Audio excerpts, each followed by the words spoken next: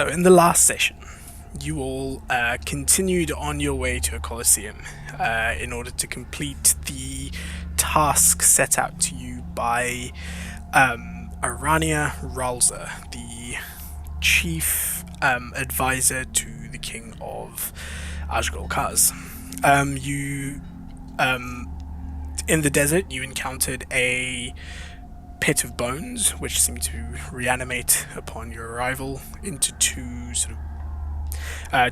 bone-like serpents, which you dispatched quickly, and upon further investigation found that there was some sort of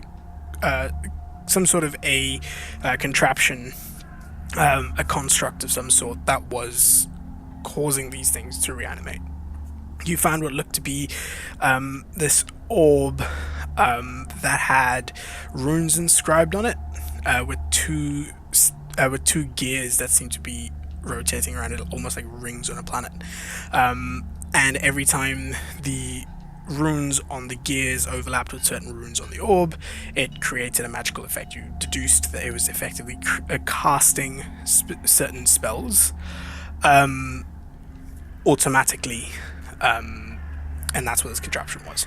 You managed to disassemble it so that it stops working, and put it into one of your containers of holding.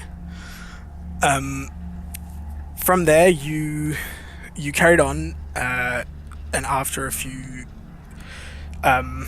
semi-harrowing experiences with some T-Rexes in the middle of the night, you happened upon the Colosseum that was your target. Doing a bit of reconnaissance, you noticed that there was some sort of a dust cloud inside the Colosseum that didn't seem to be going away, and there was one lone scout on the top of the Colosseum walls that seemed to be looking around. When you approached, Mason did his cool monk shit, climbed up the walls, and Assassin's Creed Sparta kicked that guy off the wall and promptly killed him. I believe Hessel also tried to talk to him, and he didn't give you much information, despite the threat to his soul. And you all ventured into the Colosseum itself to figure out what's going on here. As you entered, there seemed to be a sandstorm seemingly constantly raging within the confines of this Colosseum itself. And with poor visibility, you sort of got into formation and started marching towards the center or the eye of this sandstorm, and in doing so, in the middle of that sort of trek towards the center of this thing, Mason seemingly got attacked, disappeared, but was separated from the party. The rest of you managed to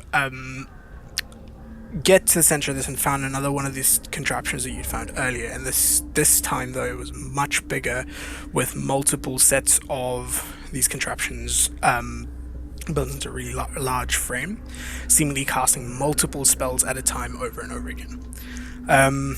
Through the use of hot and cold magics by Ophelia and some handy double-bladed scimitar work from Callian, you managed to disassemble this construct as well, stopping the sandstorms, and that's where we're going to pick up now. So where you guys are currently, you're in the middle of this empty Colosseum from the looks of things. Around you, you can see just the remnants of the sand that is sort of layered onto it. The sand doesn't seem very deep. There is a couple of layers of sand on the floor, but it doesn't seem like it's sort of almost built up to this massive dune of sand. Aside from that, you don't really see too many of the people around. And on one end of the Colosseum, you can see that the floor itself seems to almost dip. But that's kind of where you are. Looking around, Mason, Callian, and Ophelia, give me perception checks. Mason? Sorry, not Mason. Hessel, Callian, and... My bad, sorry. I too was surprised. Abso-fucking-lutely not. I get sand in my eyes. The sandstorm. You have sand in your eyes. Surprising for Hessel, that's an 18. 17. Oh. Hessel and Callian, you guys managed to notice off in the distance about 30, 40 feet away from where you guys are currently congregated near the center of this thing. You can see almost like a mound of sand, but you can see through it a very familiar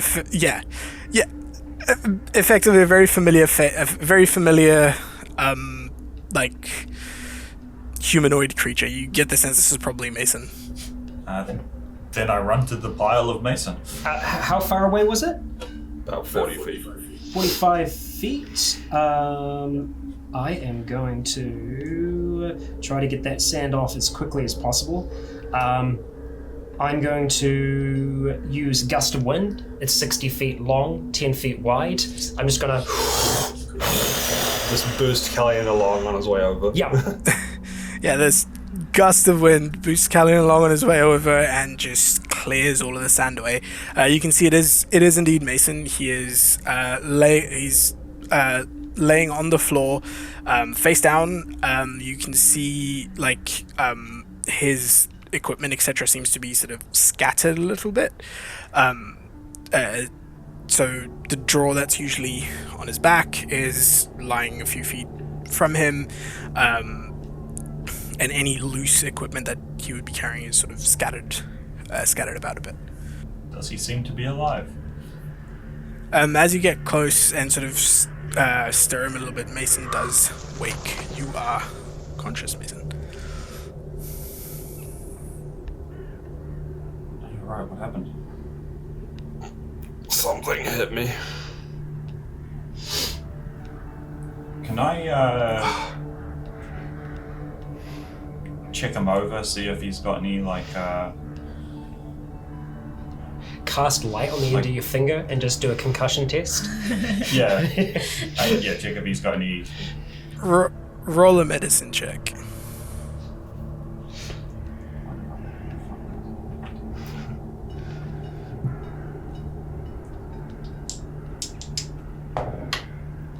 Nice. It's 22. 22. Yep. So looking around, you do a quick once over on Mason. There isn't really any bruising or indications of a physical wound, aside from obviously him falling and that sort of stuff. But what you do notice is that there seems to be a very small, almost like a needle-like prick in his neck, and as you get close, it does look like the remnants of a needle is still sort of sticking out from the back of his neck, seemingly wherever this thing was stabbed has been snapped off. I'd like to try to remove that. Easy enough. I mean, with that medicine check that you've already rolled, you managed to extract it, and it's not much. It's probably just like about that much of a needle. Needle to be stuck in a person. Yeah. Seemingly snapped off. Yes, it seemingly snapped off after whatever was administered. When you get a little closer. Does this look like a natural needle, like a stinger, or more a manufactured person needle? It's a syringe. It's a syringe needle manufactured, not a stinger or a natural. In that case, just to be safe, I'll use lay on hands for remove poison, just in case there's a... Yeah, I mean, so Mason, there's this little bit of a brain fog that you had from sort of waking up as Callian casts a spell that sort of clears up and you're back to being fully alert. Whatever remnants of this seem to have faded from your system. Thank you. That feels better.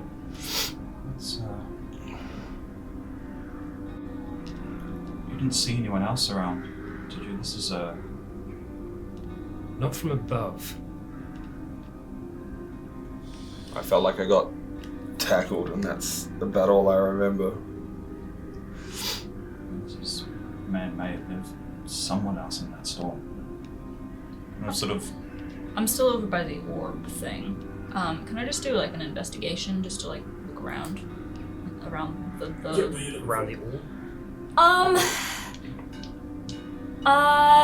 Whether there's any maker marks like the ones on the other gears with there's like the dagger and whatnot, but also if there's any writing symbols of any kind, that sort of thing. Yep. So roll investigation. Even without the investigation, I'll tell you that there are symbols on it. Those are the runes that you've seen from the previous ones. Right. 19. Cool.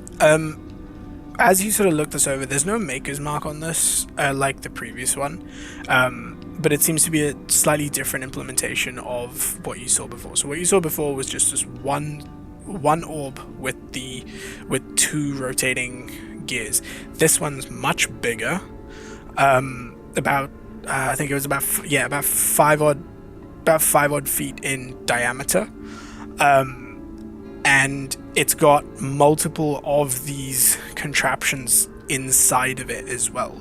So so when you cracked it, you dislodge some of the internal components of this as well. So it's sort of looking at this and knowing what you know about the previous contraption, how that works. You can roll an Arcana check. If Hessel's nearby, he can assist. I would like to assist if I see you digging around. So do you want to roll as well, or? I roll with advantage.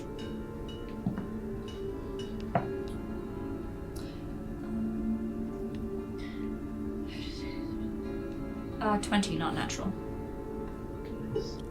With that, you kind of get an understanding of what the implementation of this was. This was casting a few different spells to create this sandstorm. It was casting creation, from the looks of it, and creating a massive cube of sand. It was casting it. I think it was 6th or 7th level where you can create a massive cube of sand. It was creating the cube of sand, and then the other contraptions inside were casting about 3 simultaneous bursts of gust of wind, causing the sand to scatter, and it was doing so over and over again in a timed interval, so that to create a constant sandstorm. Cool. Can I, while they're doing that, just knowing that there was someone here that we didn't see, just be scanning around the outside of the bleachers, top of the Colosseum, in case there's Perception check. Just gonna sort of stand up and look around and try and get a bit of a lay of the land, having not seen anything since the sand settled. So you can assist, Callan, you can roll with advantage if Mason's looking as well. Okay. Better. That's a 30 with a nat 20. Better. Yeah. No sand in those eyes. I don't know what you rolled. Yeah. Looking around, very. I mean, it's you don't find traces of like there's. You're very confident there's nobody here above or around or within the Colosseum with you. What you do catch with that is that where at the far end of the Colosseum where it dips down, there seems to be a sort of area in the middle where it almost looks like an entrance to something underground. So it's almost like the floor itself is sort of caved in a bit, and there seems to be some sort of light emanating from underground. Is that's the direction Mason was sort of laying in, or was it the other way? Yeah, that was the direction that Mason was laying in.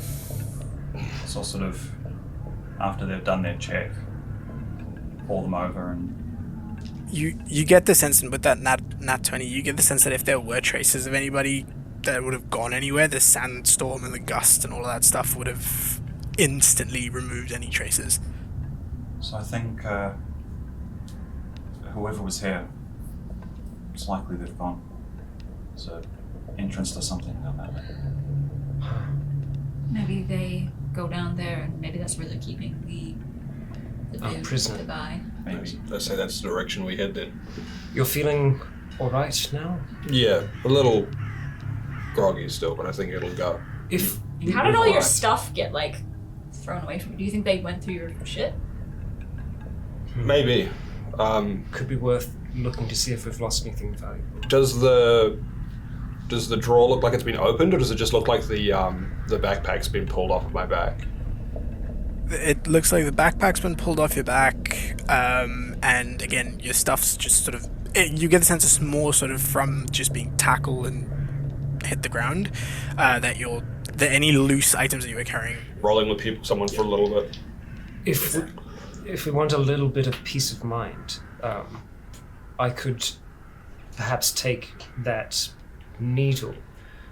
If I put this in my bag of holding, it should be far away from where I am. If I cast locate object, try and find something familiar to this object here. Well, not the other half, but just if there's others out there. If this could be a weapon that can be used multiple times, or if there are more than one, we'll know, and I'll know the general direction. At least for 10 minutes. That's a good idea. Give it a shot. Okay, I'm just gonna take a good long look at this needle. Do you want to use your magic if we think we're going to be going into a fight? I've quite a bit of magic to spare now. But thank you for the concern. I'm no mere warlock. I'm gonna put the needle into Forgot I wasn't a warlock. my bag. Yeah. Felt offended there for a minute. Yeah, I was like, oh, well, someone has more than 2 spell slots. I was like, oh wait, no, I do have more than 2 spell slots. Never mind. Yeah. I almost had more than 2 spell slots with 0. As soon as I've been that's playing done, warlock. Hissel will start to focus on the needle and will attempt to find an object within 1,000 feet of himself. That is similar to... or effectively similar to the needle, or... Yes. So it can be a certain kind of tool or weapon, so I'm going to say... I'm going to visualize it in my mind to try and hone on that specifically, but if there is any kind of, needle, then I will have an idea. Magic points you to the haystack in the corner. It can't locate an object if it's in any thickness of lead. Even a thin sheet will be enough to stop it. Why do people just not make all their bags out with thin sheets of lead? Because it's fucking heavy. Just needs to be like paper gilding of lead. Just start gilding all your shit with lead instead of gold. You know, you're already carrying 37 broadswords and 2 tents, you might as well put Just gonna line all my clothes with lead.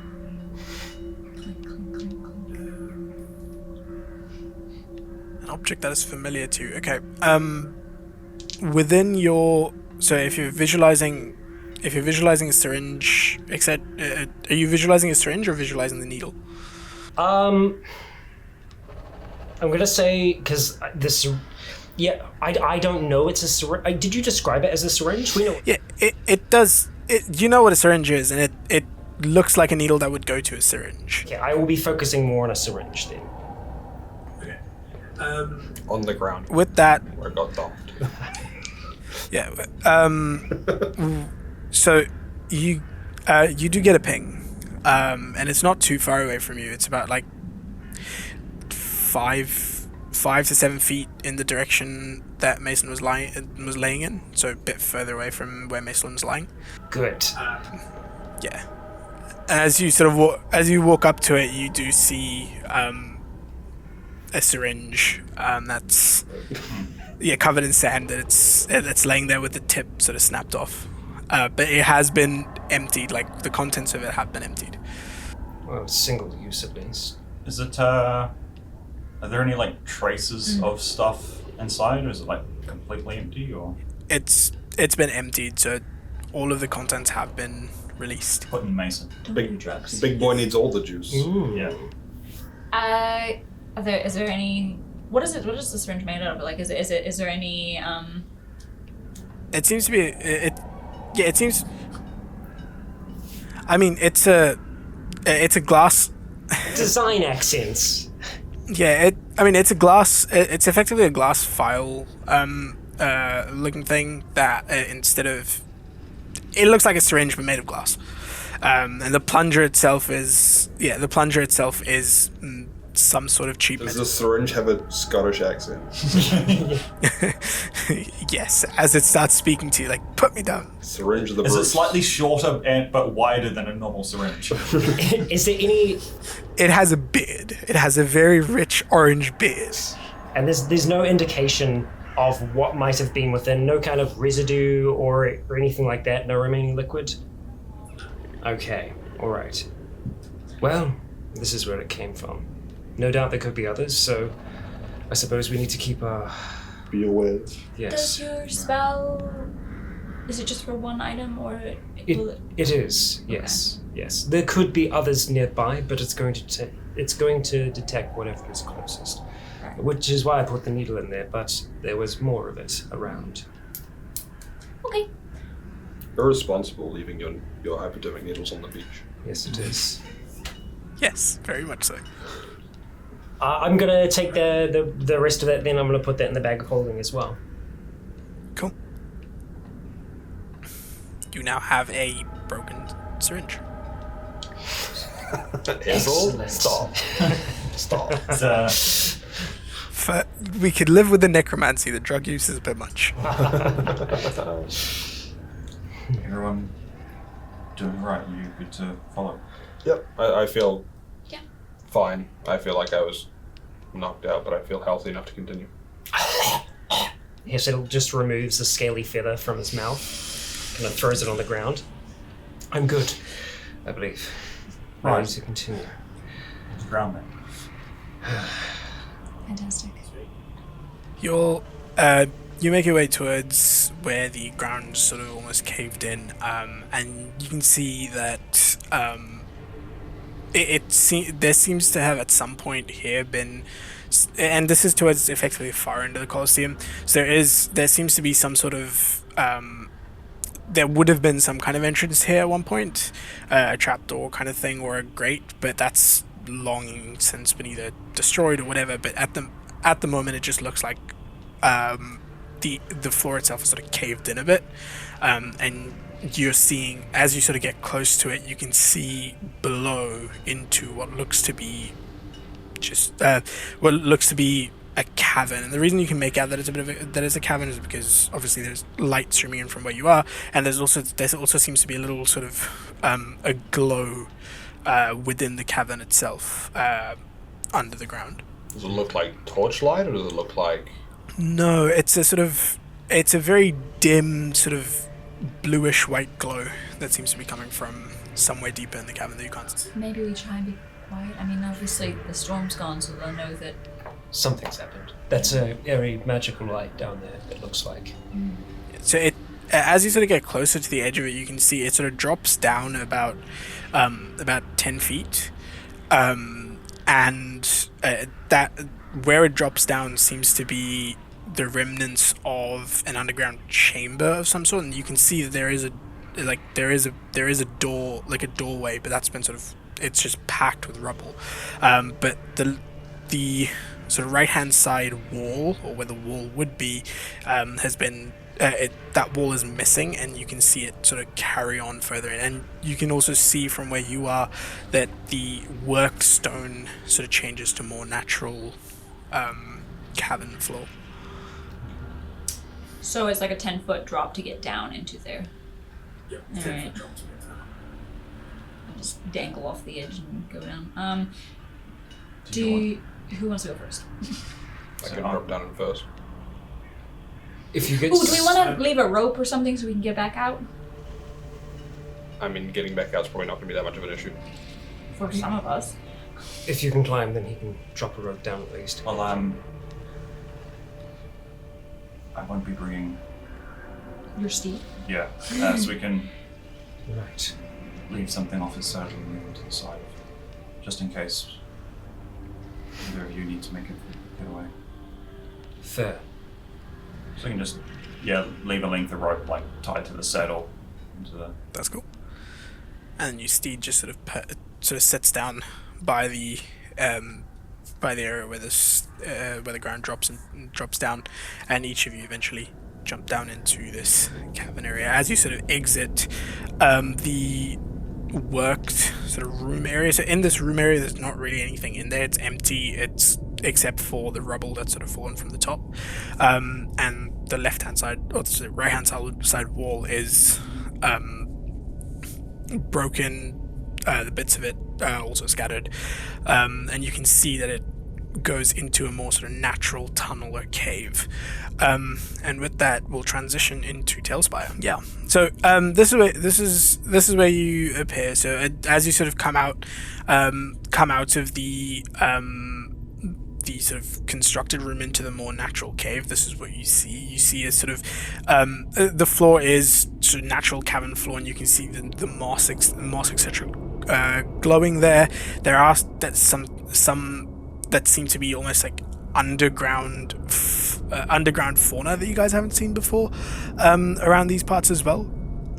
Flora, not fauna. Flora, my bad. Sorry.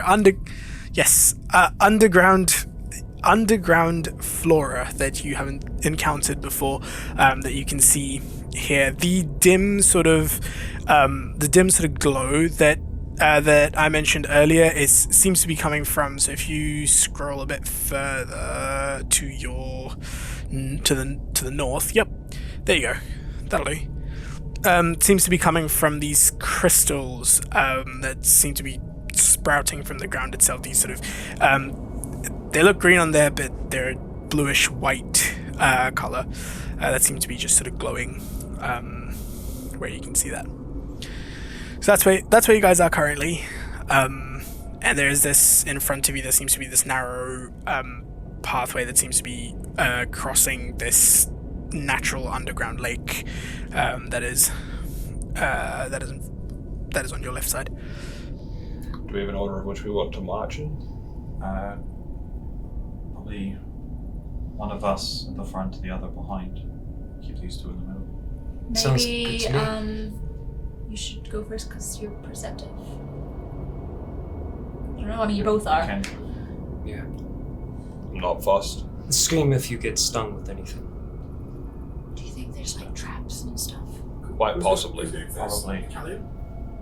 Callian. Yep. Sure, I'll go first. So that's it. Slips on some moss and dies immediately. Callan up front, Ophelia and Hessel behind, and Mason bring up the rear. Squishy's in the middle. Expect ambushes.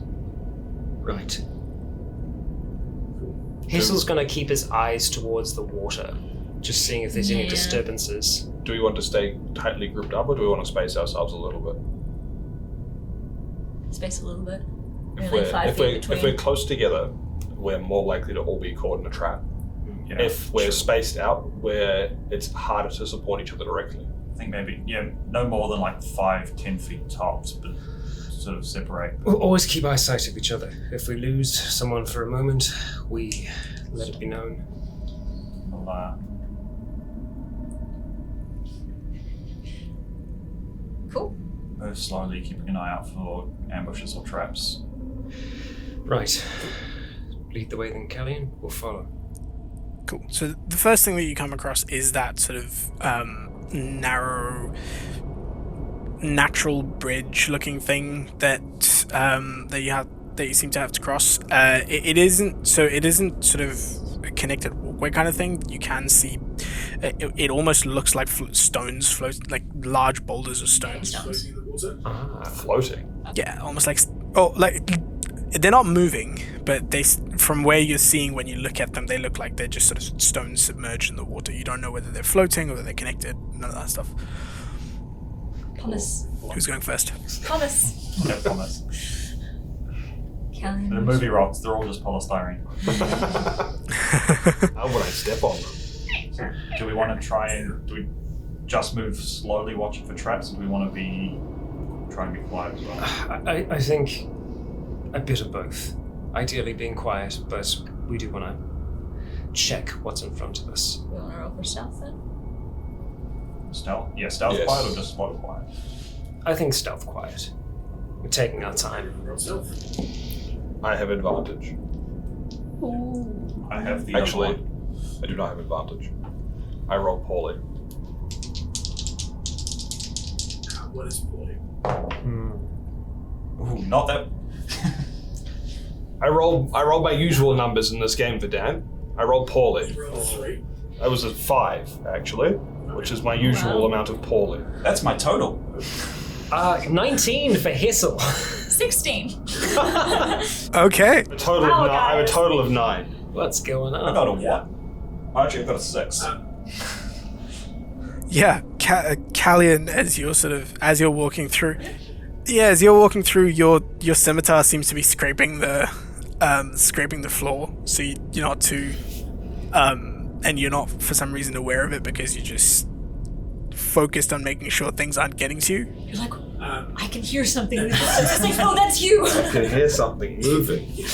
Mason's just being a bit overly heavy-footed, more heavy-footed than usual, making noise. As you sort of get closer, to that bridge, the floor seems to be wet or slick. So as you start to step towards that, Callian, you notice that these stones getting to the other side, they'll require a bit of focus to get across because they are slippery.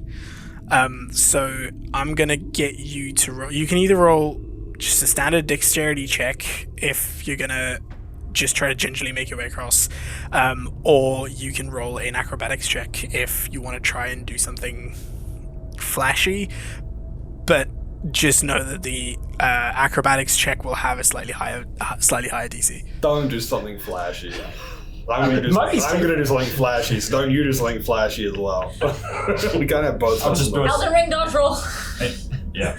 I'm Who's going first? not proficient in athletics and acrobatics. It'll just be a standard dexterity check for this. Cool. Roll dexterity.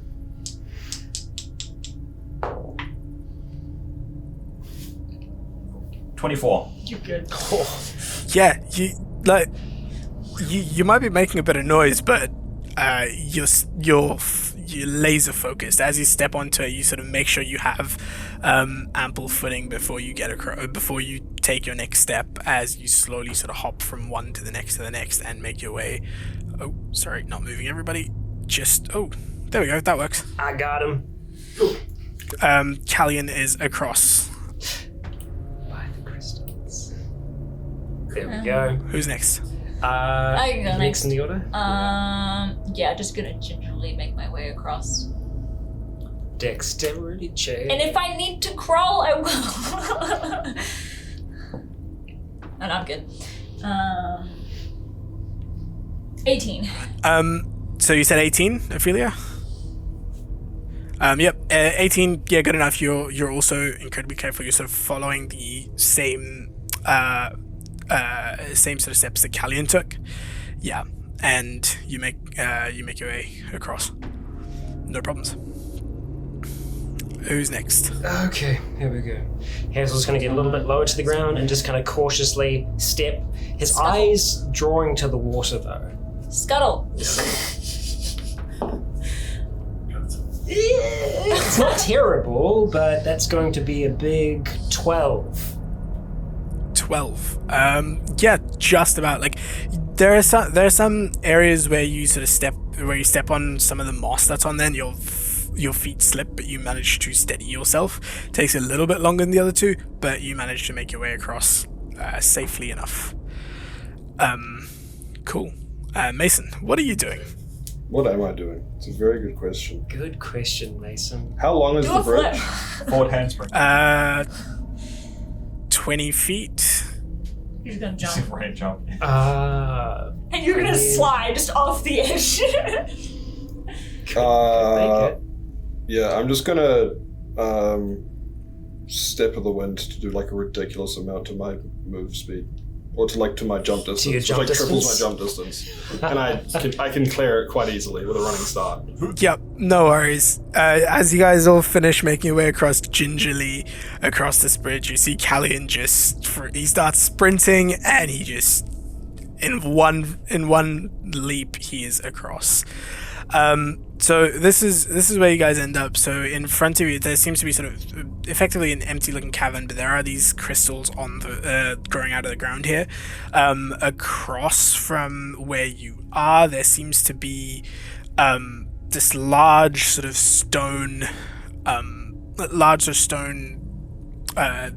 just a large rock with a whole bunch of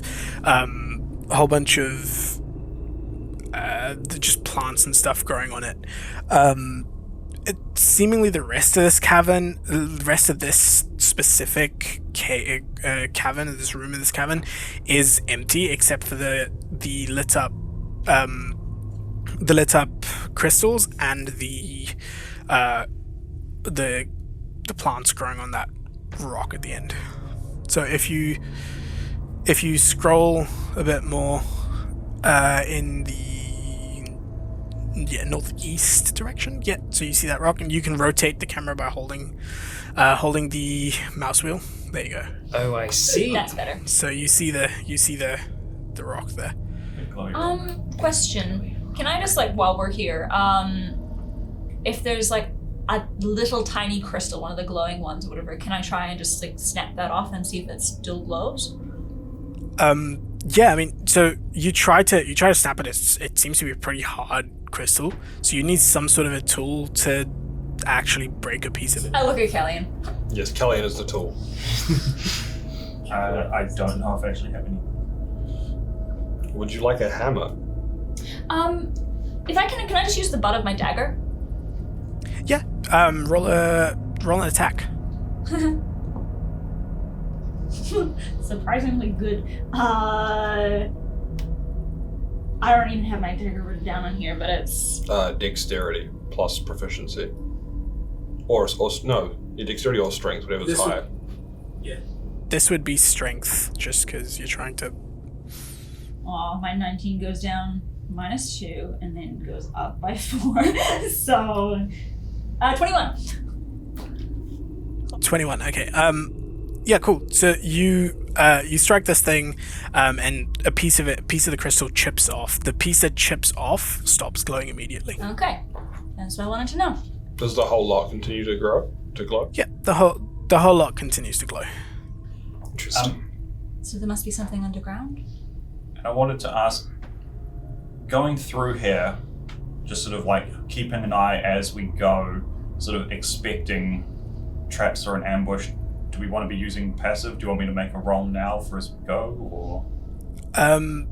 I'll just take into account your passive. So your passive is 18, yeah? For perception? Perception. 20. Nice. Okay, cool. That's fine. From here. No, you see the teeth and realize that this entire place is a mimic. Cool. Noise. We're in a Say salad. nothing. At least we can't be attacked by it while we're in it. Yeah. No, so with your passive, you notice that even though that rock across from you, even though it's sort of overgrown underneath the plants, you do notice that there seems to be something etched into that rock itself. Check it out. Yeah, I'll point it out to. Go and see what. Let's make our way over. I'm gonna get closer. Check it out. Are we all gonna Yeah, as well. investigate? Does everyone go or just Hessel? I'm not. I'll go with. I'm gonna go over to the We have next, the reading capabilities. to like the next way out. You're going to the next area out. Yeah, I'm gonna go that way and just like hang out there. Just make sure Keep that watching. like no, because I'm pretty confident no one's coming behind us right at this very moment. Yeah, that's fine. Ahead of us. Excellent. Sweet, sounds good. You can roll perception, Mason, to make sure there's nothing ahead of you, and As if they walked across the bridge in front of me. Hessel and Ophelia, you can, as you sort of scrape the plants sort of out the way. Actually, before you do that, make a perception. Well, actually, what are your passive perceptions? Passive perception is not super amazing. 12. 11 and 12. 12's around about. Investigation of 19. Such good reading capabilities. Yeah, it's more perception to see this, but with 12 you'll pick this up. Like, just as you go to sort of touch and clear the plants away, you look at the vines and stuff that are growing on here. They seem to have thorns, and the plants all sort of seem to be facing in your direction almost. So you get the sense that there's something off about these plants. Like, it's natural. It's not like it doesn't look man-made or anything to you, but something seems off. So now you can roll Now you can roll either investigation or nature. I would try to investigate, but investigate Can I at a distance. I'm not going to try and assist? contact any of the points. Gotcha. Yeah, I'll make do with what information I can get from it. I would like to moving assist anything. Hessel Do you with want to that. just like Cool. Investigation then. 10, 15 feet forward? Like I'm Yeah. not like So just kind of like in between us. yeah. Yeah, nice, excellent. Investigation With advantage. with advantage. Okay, that's 14, and that's a net 20 for a total of 29. Yikes. Nice.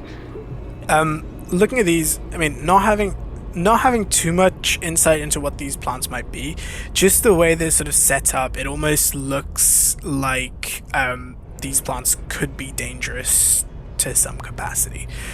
So looking around, you get the sense that looking this rock over, you can see at the base of it that there are these roots that seem to almost be sticking out from under the rock a little bit, and the plant sort of facing the actual flowers of this plant facing your direction, and the thorns on this, it gives you the vibes of the anglerfish that you saw in the ocean that one time. It sort of gives you those vibes. Like, they're positioned in the perfect way to strike and catch. This is a wizard trap. This is definitely Touch the rock. bad vibes. Yeah. Can we read the runes from this distance or not? They seem to be cut. Like, you can, when you look at it, it doesn't seem to be runes, but there seems to be something depicted on it, but you can't tell what it is because Yeah. Like it could be pictographs or something like that. What you do is you move the stuff away, and then it just says gotcha, and then the plant's It's actually a picture of you of someone touching a rock and getting eaten by a plant. Yeah, it's please do not touch rock, and then illustrations of that. You will get eaten by plant. Caution, dangerous plants. I could light these plants, but perhaps it's best to wait Maybe until. we don't. Yes, Maybe I don't. my It might interest. set off a chain reaction. My interest is piqued, but I think we should be safe. Could make note of it for the way out. Exactly. If Yeah, we I'll have to just go do a back out this way. Quick little sketch or whatever in my notebook that I have of what the plants look like, and just rough whatever, and then head over towards Callian and Mason. I have put that little tiny crystal in my pocket just to look at later. Good. You have random crystal. Yeah, it's useless, but Happy to take over on the lead. Yep. Sweet. From there, you manage, and this area is more of just like a narrow cavern more than like a bridge. So you're able to make your way across it without a problem, and you find yourself in the next room. But yeah, this is where you are. So as you enter this area, you can see in front of you that the cavern seems to sort of grows out, and on your right you can see it sort of sloping upwards into an area up the top.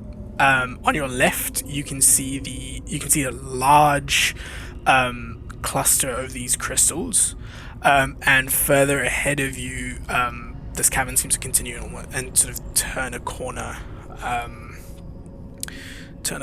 up here. So it's on the other side of this rise of rocks. Yes, I can see. Yeah, so up over there, like it sort of turns that corner over there. You don't know what's over there. So what's to the north? Can you just change the camera just for a second? So the cavern seems to slope upwards and curve to the left, so you can't really see exactly where it goes to, but there seems to be a little passageway that goes. Okay. Yeah, so either we can go north or west. It kind of like wraps around this rock by the looks of things. Can I? Split the party. Yes. Yeah, I want to split. 50-50. Can I have a look around and see if I can find any traces of people having come through here? Good plan.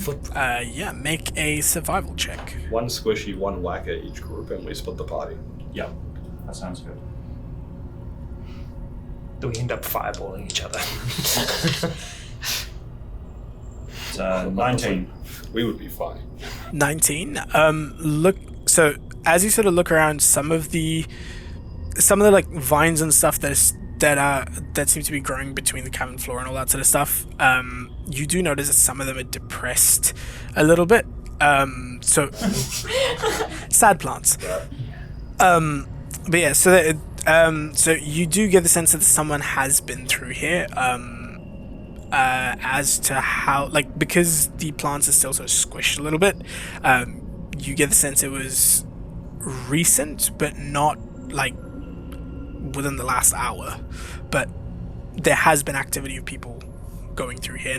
It's not like there's no footsteps because this is a stone cavern, but there are traces of people having disturbed the area.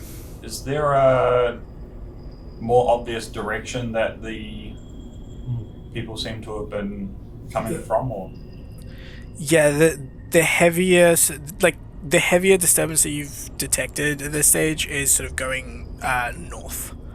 Okay, so that right path from where we are at the moment. Could be the wrong path. Could be. So I don't think. Callion. Yeah. Passive perception, you pick up with your passive perception, you pick up that hold on. This rock here, it seems to be like the light that seems to be coming from here off this rock onto the wall that's back here. There is a wall back here. It seems to be like there seems to be something about it. It's not like it catches your eye as something that's off. Shadows ain't right. Yeah, the shadow is right, but it's just like there's something almost intentional about the way this rock is placed to create that shadow on the wall. As you look at it, it looks like a It looks like, so there's light around it, and the dark part in the middle of the light that's blocked by this, it's almost a perfect like semicircle. Oh, is it like a sign or a marker? Okay. Before that, I was going to say, fill them in that I don't think the guy that attacked Mason fled this way, but it seemed he probably came from here, along with probably more people. And I'll point out the weird shadow to. So it looks like you're saying like the actual shadow itself seems to make a semicircle with the way everything's set. So think about it like a spotlight being think about it like a spotlight being shown on something, and the shadow in the middle of that spotlight looks like a perfect semicircle. That simple. Yeah. It's like a half circle, like on its side, so vertically split. Yeah. I saw Verdant motioning it on the screen. Yes. Thank you. Yes. We can't. I'm sorry. I'm so used to talking with my hands. It's just describing with my hands. Yes. Thank you. So like You couldn't see it. Yeah. or like No. this. No. Other way. Yeah. Like a moon. Yeah. Half moon. Okay. Interesting. Is it? Yeah, it's just full semicircle, not like moon. It's just a. Yeah, like a perfect semicircle. Could it be a marker, possibly? Like a road sign? Could be. What if it means like, half tide or something, and then when it gets to like full, then the whole thing floods? Don't That's, like that. Well, actually, don't mind. I mean, you'd be fine, but Half of Valley is residual. Minus all of the sun bits. Minus all the Is this sunbits. It's just a half circle. Yeah. Oh my god, this rock. How similar to it is it? Like, could it be like a proto symbol, or is it? I mean, if you're looking, sure. How They, deep they, are we they going? both Yeah. contain half circles. Yeah, they do. They both contain half circles. Yeah. contain How deep into the paint yes. are we going? Okay, so rather, is the half circle on the side that it is on the kind of Valier? symbol. Yes. Okay. While people are worrying about a half circle, I'm gonna go to the like the big rock in the middle, and seeing as I think we're gonna go up, I'm gonna go the other way and just take a peek around the corner. around? Stay close to the rock, and just so that we can get a bit more information about. Yeah, I want to be right up against the corner, sort of thing, and just kind of peek my head around so I know what we're looking at around the corner. I don't really want to be seen like stepping out, but I just kind of like peek around just so that I know that we're not. While we're standing here having a conversation about a semicircle on a rock, they're not preparing to jump us. Yeah. A couple of things that you see. First off, there in front of you to the left, so southwest, you see a bunch of mushrooms that seems to have grown around this rock. So if you rotate a bit more to the left, Scott, there you go, there it is. So you see that thing of mushrooms, and it's just conglomeration of mushrooms, and there is a bit of a glow coming from inside it. You get the sense these mushrooms are probably grown on the crystal.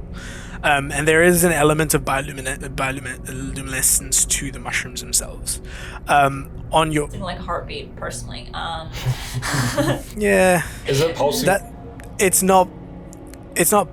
No, it's not. That's just the effect that Tailspire is putting on it. But that's just like whitish blue glow? the same whitish blue glow. Cool. And on your right, you can see what looks to be like these what initially looks like three little puddles on the ground, that seem to be like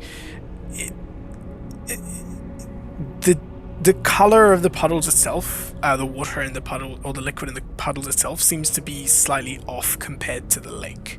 So you don't know if that's a trick of the light or if that's actually something, but that's sort of what you're seeing there. Could I take out like a copper piece? I was going to say gold because we're rich, but like, or silver because I don't have any copper pieces because I'm not a heathen. I just want to like toss the silver piece onto the discolored puddle. Yeah, you toss it onto the discolored puddle, and as it sort of hits it, you hear it sort of sizzle as whatever the substance is reacts with the silver. Cool. Either it's a werewolf puddle or it's acid. It's a does it drop into it like it's does it drop into it like it's a liquid like water, or does it like take some? Or is it more viscous? Like it does seem to be a little bit more viscous than water, but it is still like it's not like into it, but it's a little bit slow. Like dropping it into hand sanitizer. Not as viscous as hand sanitizer. Like wet hand sanitizer. Yeah, wet, exactly, like wet hand sanitizer. Yes, we all know. I want to put my hands in it and sanitize my hands. Yep, that's a good idea. Let's do it. Creating properties. Yeah. But then I just see the corner to the left. Yeah, and so to the left, it's it is so sorry, from the puddle itself. No, that's supposed to be a wall. There's supposed to be a wall. It's a wall, so it's just a dead end there. Yeah, this is a dead end here, so there's supposed to be a wall here. Down this way, though, so if you scroll outwards, down this way, you can see that sort of leads in. That would have there's some bit of cave that's sort of going into the lake itself. Okay, Right, cool. so just flooded. Alright, so kind of we know that we're safe that way. While he's checking that out, I'm just going to try and rule out the most obvious thing and carefully check and see if that's just a marker for someone who's hidden something behind a rock. Stash. So roll a investigation check. Is this a thieves' cant thing, or is this Is it a thieves' cant thing? I see no thieves' cant. I was like, It is not a thieves' cant. It's not a thieves' cant thing. It's a thieves' can. It's 14. 14. You look through, and the rock itself doesn't seem to have anywhere to hide anything. It looks perfectly natural. That's where you go with 14. Oh. Does make me think. I know it's a universal symbol, but we know that Valier's reach is relatively far and wide. I don't know how far back his company stretches. He's also somewhat opposed to those of Asgard cars. Yeah. I wonder if that's because of a falling out. I think it might just be, a symbol, but if there are other ones, if we see any suns anywhere or anything, then I think we can. If we see Gaston Bellier down here, we'll just Yeah. keep note. Yeah. Yes, exactly. Well, did you find anything of interest? There's a puddle of what seems like a viscous acid, Oh, maybe we don't touch which that. could be a slime, and then it's a dead end. There's mushrooms growing on one of the crystals around the corner as well.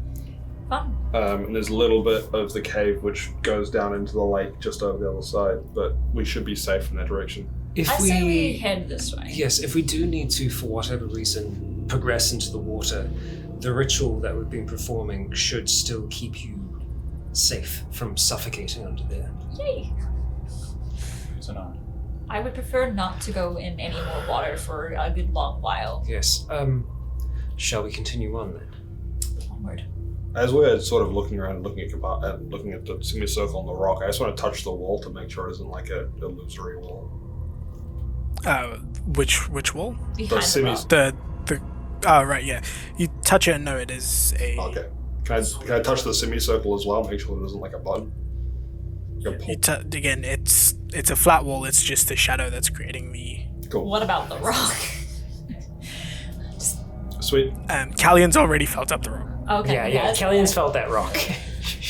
Chiseled. Okay, so progressing Put on. up the way. Let's.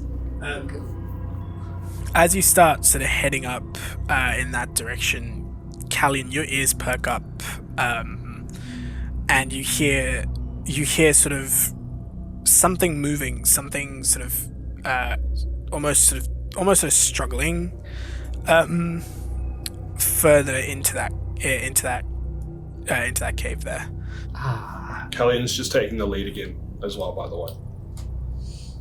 So, So he'll take point and I'll take. How far up there's are we more making goop it? Pile. Yeah, as you get up to there, it sort of seems to be coming from this area here. There's There's spiderwebs or something, Right. huh? Cool.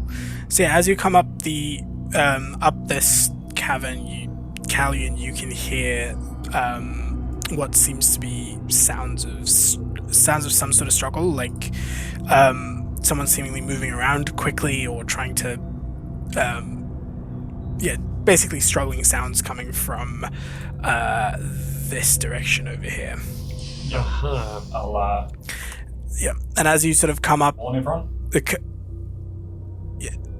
as you sort of come up that thing, you can see off in the distance there seems to be some sort of you can see a silhouette sort of moving around very quickly, like in quick motions in that general vicinity, like one humanoid figure. Can we see all these weird little slime things? Perception check. I feel like Callion would mind, Callion. but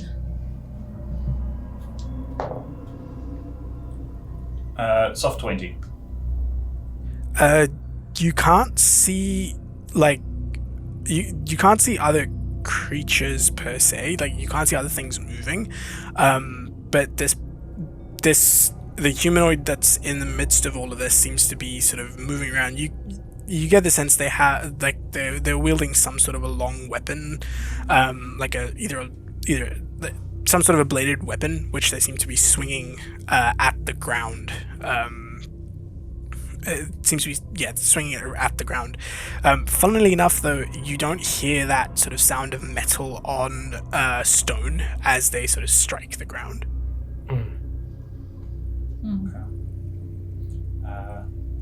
I don't think this is our person. There's no way to know for certain until we ask. if we save them, then maybe they'll owe us some information or something. Yes, the rest have to die, though. Sure.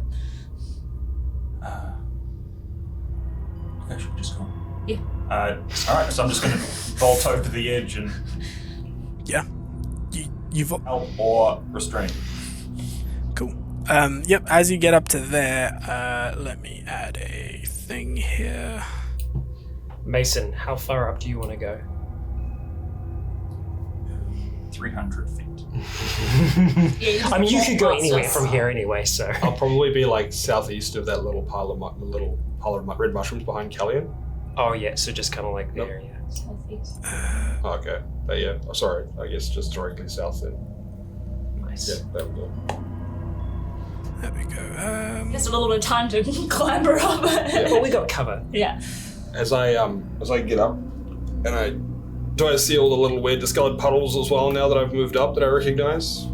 Yes, you do see those discolored. Yep, you do see those discolored puddles as well. I'm just going to say, like under my breath, to the people so the people around me can hear me, just mind the oozes. Mine goes. There you go. You can now see that. Roman Legion. Nice. It's the closest I could find of. No. But yeah, as you get up there, you can see this sort of. It looks like an armored figure. They are wielding a shield in one hand, and then swinging their sword down into what looks to be just this soft sort of moss that's growing around here. But yeah, that's sort of what this. Yeah, they haven't noticed your approach because they seem to be So they're not specifically attacking a thing, just the stuff on the ground? just the stuff on the ground. And like when you look down at it, you can see every time he sort of strikes the moss that's growing down there, it seems to secrete this sort of a white viscous liquid. That white liquid doesn't seem to have the same properties. Like it doesn't seem to be charring or burning his gear or his weapon, but it just seems to be like something that gets expelled from this moss that he's striking over and over again. So if he hasn't noticed us yet, I just want to move up and sort of block his way through this way before I So like call out and try and get his attention. Yeah. So around there, yep.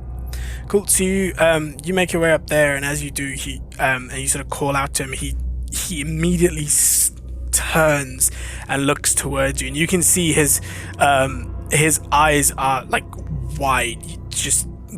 You can see sheer sort of fear in his eyes, and he says, he sort of shouts out towards you. He's like, "You, do you not see these creatures?" And he continues to sort of swing at whatever.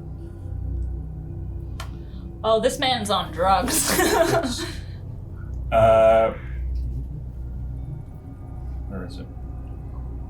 Do you have like sense dark the dead sense thing? Sense dark. Listen, I can't remember what it's called.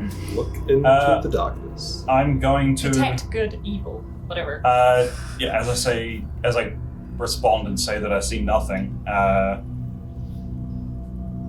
let's throw calm emotions on him. Oh, nice. Cool. What's the DC on it? 17 charisma. Be happy while you get mauled by invisible creatures. Okay. Right. Plus. So 15. This is a fail. Cool. You see him sort of, as your spell takes effect, you see his eyes sort of calm down a little bit, and he sort of swings a couple more times, and he goes, These creatures. It can also suppress any charms or frightens that are on him for the duration, if what he's under is... Perfect. So he sort of looks at them and he goes, "Where do they go?" He sort of turns and looks towards you. He's like, there were a bunch of them, big moss monsters. Have you eaten, or... maybe inhaled anything down here. Are you okay? Yeah, I haven't eaten anything down here.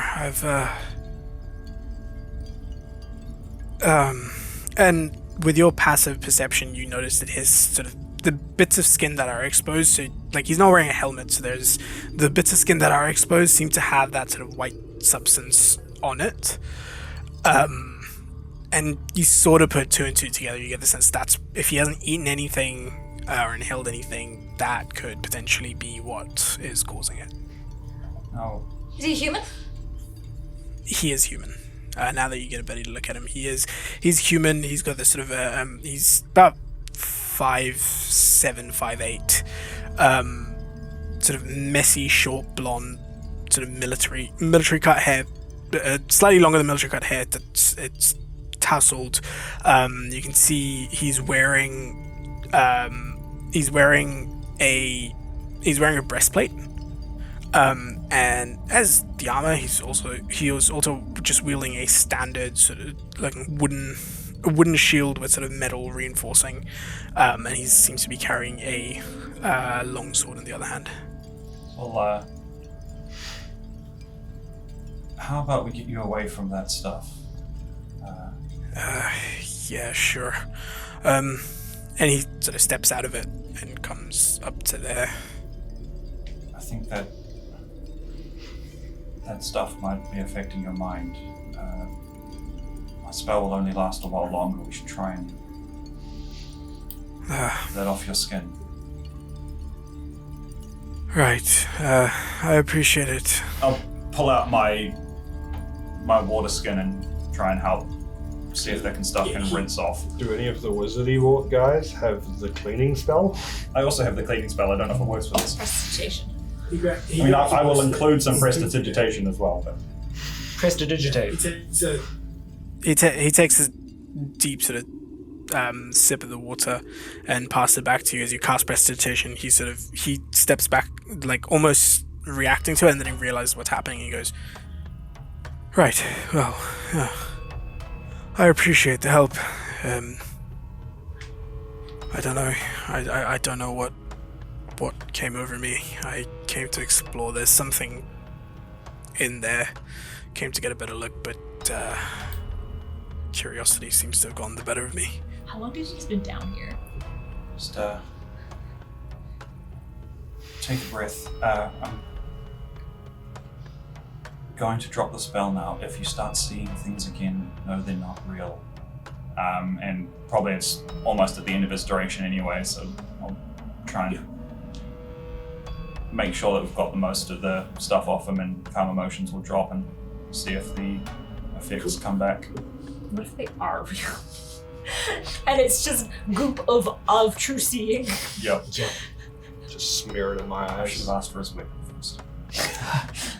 You wait for the spell to sort of wear off, and as the spell wears off, you see a sort of... He doesn't immediately freak out anymore, but you see his eyes widen and start to sort of dart around a bit, and he says, I can still see them.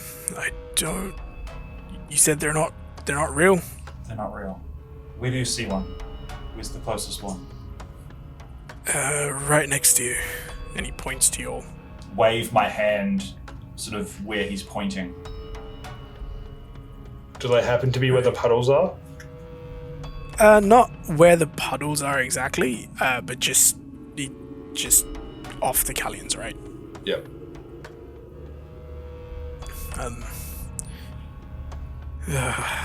I've had some bad trips before, but this is not nice. Did you come down here alone? Are you with others? Yeah, well, my partner seems to have perished along the way. The sandstorm upstairs got him. Oh, so you made it through the sandstorm. What do you mean by got him? Well, he was with me for a moment, and then disappeared, and I looked around. I assumed he'd come down here, but I've been here for a while now, so I'm not too sure what happened. I'm assuming he's been either taken or worse, but I have an objective to complete, so How long ago was that?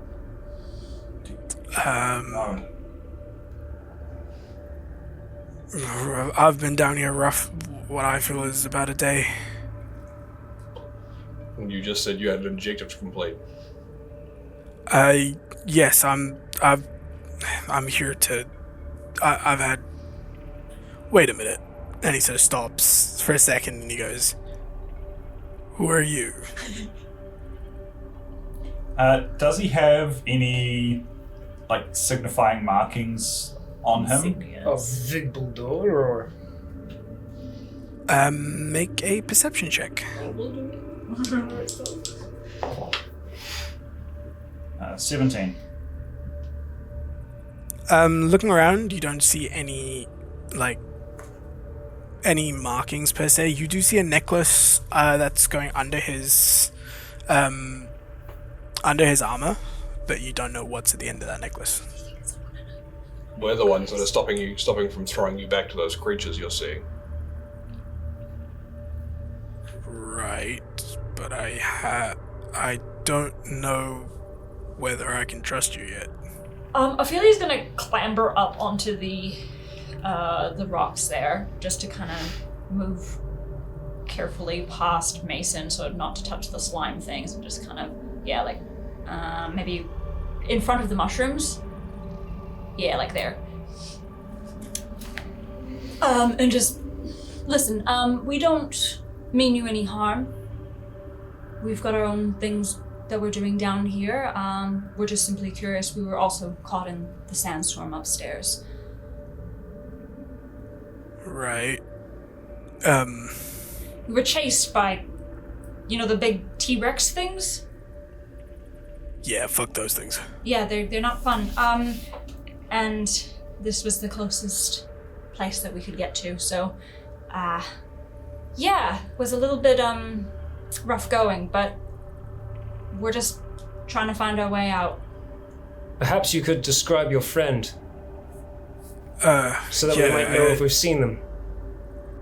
Heavy-set man, apron, human, brown hair, carries a bunch of magical tools.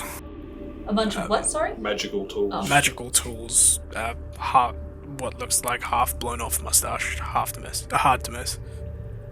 Don't think we've seen anyone like that. You didn't encounter anyone else on your way here? No, and when we got in yesterday, we didn't, the only quote-unquote resistance was my partner going missing. Can we do an insight check on him just to see if he's being... Yes, roll insight. Oh, I'm quite far away, I'm just listening to his voice, but... Look, the way that I see it is that there's 4 of us and 1 of you. You can either trust us or we can just leave you here. 12. 21 inside. Oh, God. He doesn't seem to be lying.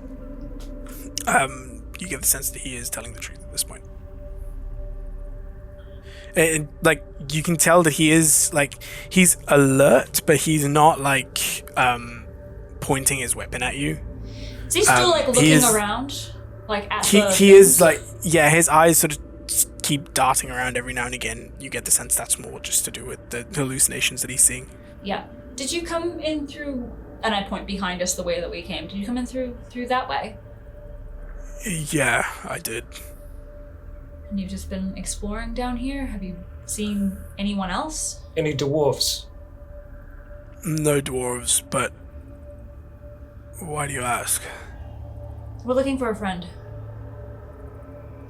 I thought you got lost. Ran away from the T-Rexes. We're just trying to find our friend who is lost in the desert. Right. And, if you've seen anyone, then that would be a great help. But if not, then maybe they got eaten as well. haven't seen a dwarf. I mean, okay, look, I'm a mercenary, sword for hire, whatever you want to call it. Me and my partner, we were given a very simple sort of rescue mission, if you want to call it that. Apparently, someone important got kidnapped by a bunch of bandits and brought here. I'm effectively looking for them, and seeing as my partner's not around and I have no real choice but to trust you at this stage, his eyes sort of flick towards Mason, and back, and he goes,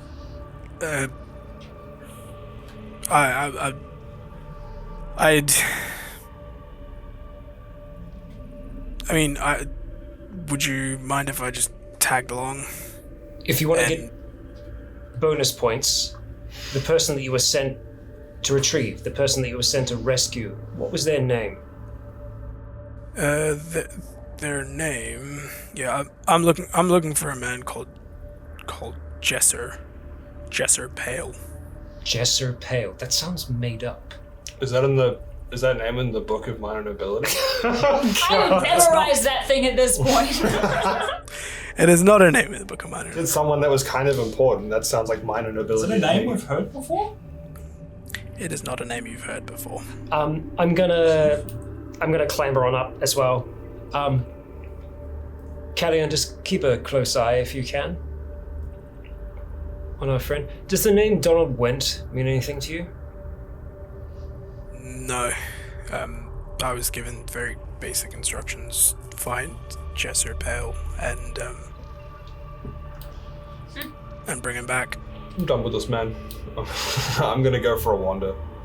Okay. I'm just gonna jump over what looks like the puddles and go Yep. left. Are they like potholes or are they like the goo puddles? Because they look like goo puddles from They're like the goo puddles, yeah. Yeah, well, yeah, Probably I'm just gonna navigate go around. Yeah, I'm going. Yeah. That's right on top of a goo puddle. Oh.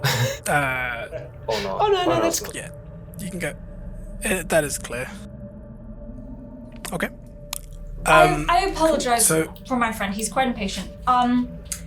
We don't want any trouble. We are just looking for our friend. You're looking for your job person, whatever. Maybe we can help each other out. Who gave you this job? I can't really say. That's fair. There's certain things I'd like to keep to myself, if that's all right. Can you tell us how long you've been on this job? 3-4 days. Most of that was just dealing with the desert and the hunting grounds. Sounds about right. Well, can you tell us your name? Yes. I'm Samuel Bosco. Now, is that a name? No. In the Book of Minor Nobility? No. That's the traveling troubadour. That's right. Sorry. I mean, there was This is another a different boss. This is Bosco. It is peculiar that our paths should cross. Why is that? Both of us searching for someone. It's just, it's odd. Unless the group that took the person that you're seeking also took the person that we're seeking, it is a possibility. It is a possibility. I mean, strength in numbers, right? Suspicious. Yes, there is a small chance that all of us could have been set upon this for some reason I can't see yet. I'm This trusting place that you seems- traveled from the city closest to here. Am I wrong? I traveled from Vig Boldor. I usually work around there. This is That's where we came from. not No, as we came far from as I Astral usually Cards. am. Oh Careful, yeah, Lord. shit. All right. Yeah. This is pretty. Yeah, I traveled. I don't usually travel this far out, but they were offering a pretty good sum of money for the job. Right. Did you... Were you given this location, or did you track somebody here? This is quite away from Boulder. I was given this location. I was told, well, not this exact location, but I was told there's a coliseum in the middle of the desert, and I haven't seen any other coliseums. Fair. I'm gonna keep heading around the corner, see if That I is can a see anything up ahead. long way to go in 3 days. It's not close. Um, Hex is half a day's travel. So, So- 6 to 8 hexes. I'm trying to think, like, the Colosseum's sort of like a third of the way from Azrael-Kaz to Vig Boulder. Kind of in the middle. roundabouts. So it's like, we've gone Because about a 2 third, days. he's gone about 2/3 of the way. Yeah, roughly. About right. I mean, Yeah. we traveled Roughly. We traveled a slow 2 days. Yeah. Mason, as you sort of go around that corner, what you notice in front of you, and Scott, you can pan over to where Mason is. Yes. What you notice is this large cavern, which has much bigger, like, goo puddles that you've seen dotted around, and a lot more vegetation. Yeah, and it seems to be sort of growing about everywhere. Covers a huge surface between here and, well, pretty much all across the cavern. And then on at the far end of the cavern, you can see a path turning left. Okay. Does the vegetation that's in this room here look like the vegetation that's in the goo room? Or the room that he was in? It does look like the moss that he was in. Okay. Yeah. Let's not get gone. Yeah. Do I see the thing on the floor in front of me? I am kind of looking around. The thing on the floor. The thing that looks like a trap on the floor. It might just be a repeating. That's just a different texture of tile. That's about it. But yeah, But I do see the exit on the far side of the room. Alright. I'm just going to say to Samuel, there's something I can try that might help alleviate what these plants have done. yeah, anything. It's a bit distracting. And he sort of looks around everywhere again. And just to see if, because assuming not magical, so not something that Hessel or Ophelia can help with, to see if it's a type of poison or anything. I might as well try just to use lay on hands for removing poisons. As you cast lay on hands on him, and it takes effect, you see earlier when you were looking at him, you can see his pupils were fully dilated. But as you sort of cast that spell, they sort of shrink a little bit. I mean, you are still in the dark, so pupils would still be dilated, but not as much from... Yeah. So you get the sense that it has had an effect, and he sort of takes a breath and sort of a sigh of relief and just goes, "Oh, yeah, that's way better. Thank you." You can't see Good. them anymore?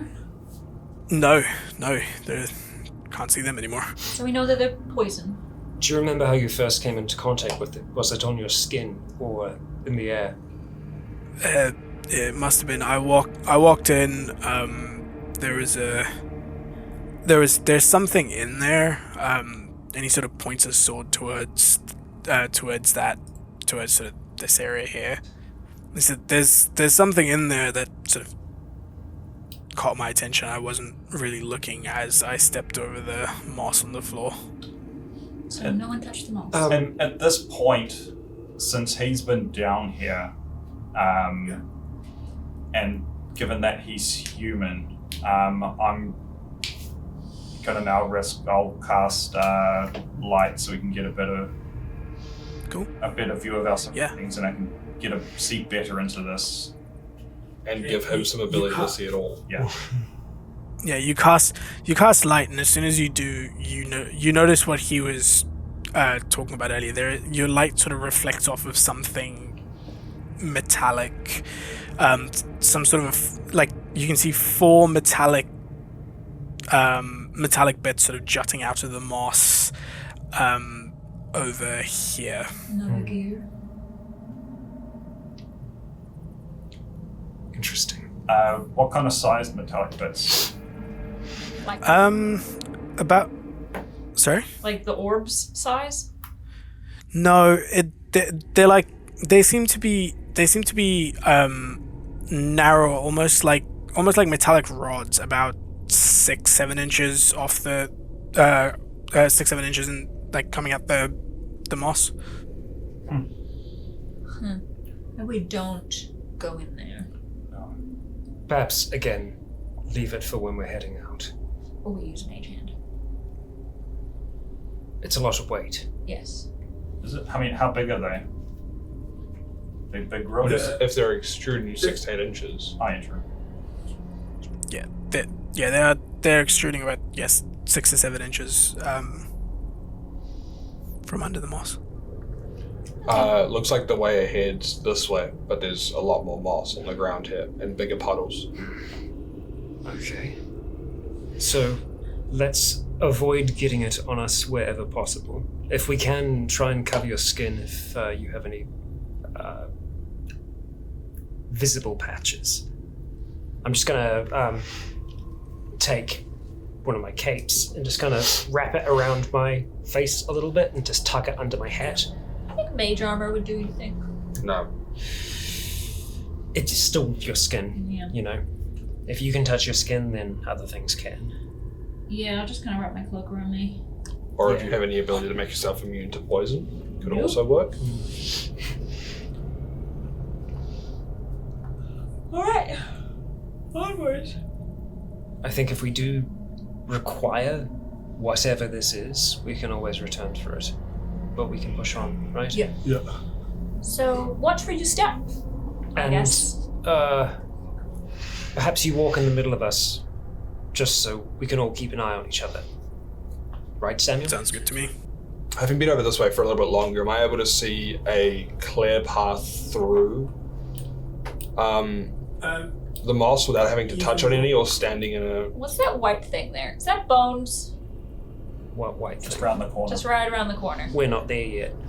As you get closer, Mason. So I'd say you get to about there. Oh, You can see this area a bit better.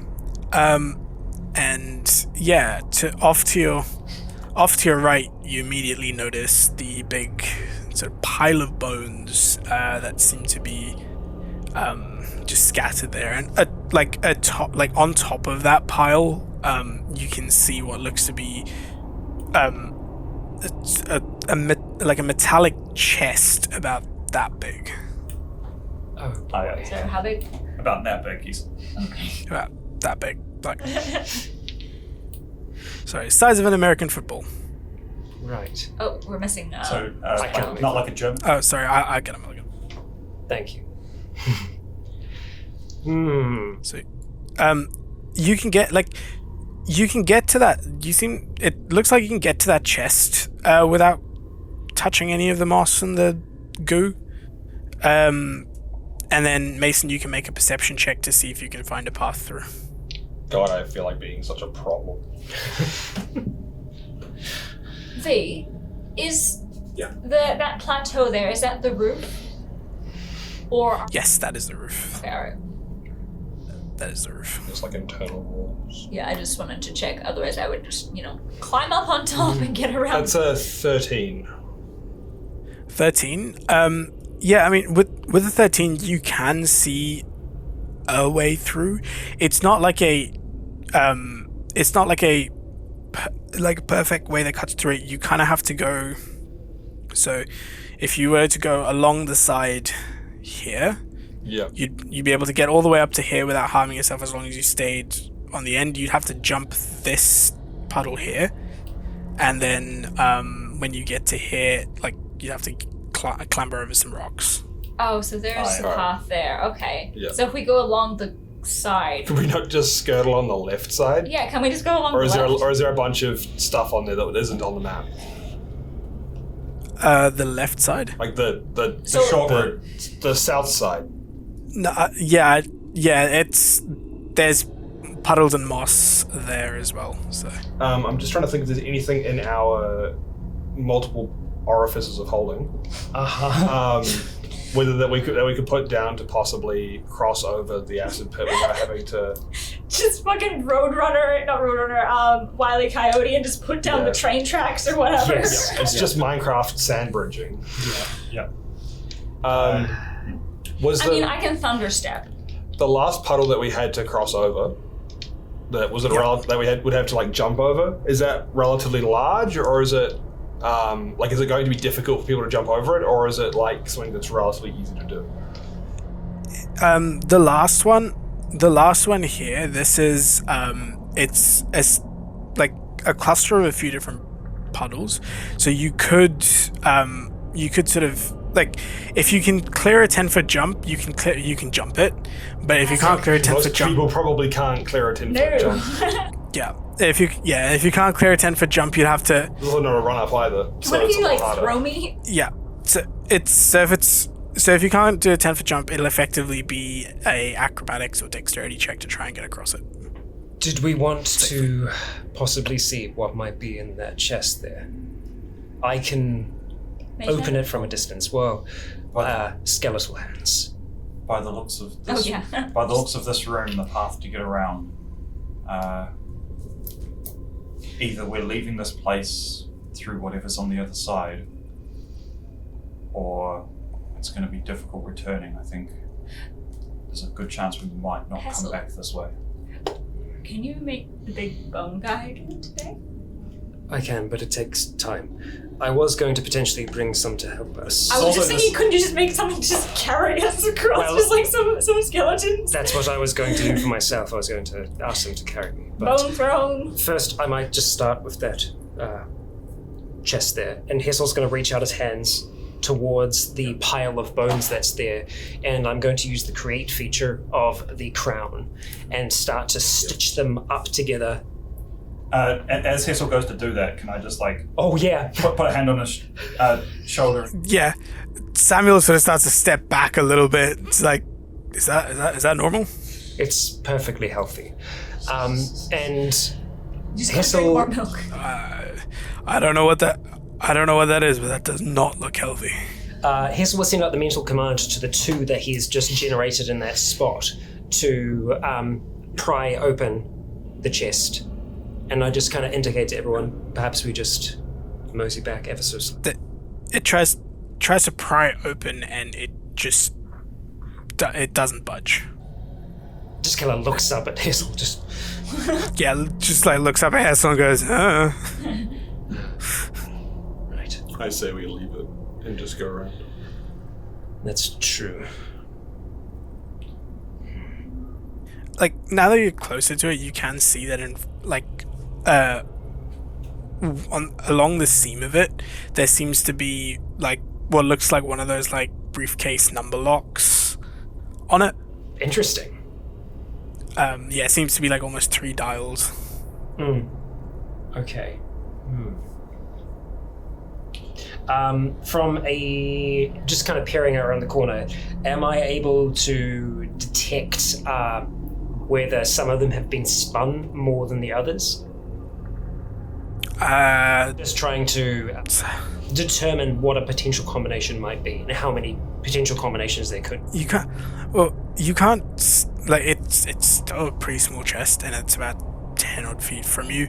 So you'd have to probably get closer and pick it up to figure out what, like, that much detail. But from where you're standing, so that's probably not something you can decipher. Being the wizard that I am, I will pull forth Menibus and command him to fly on over towards the chest.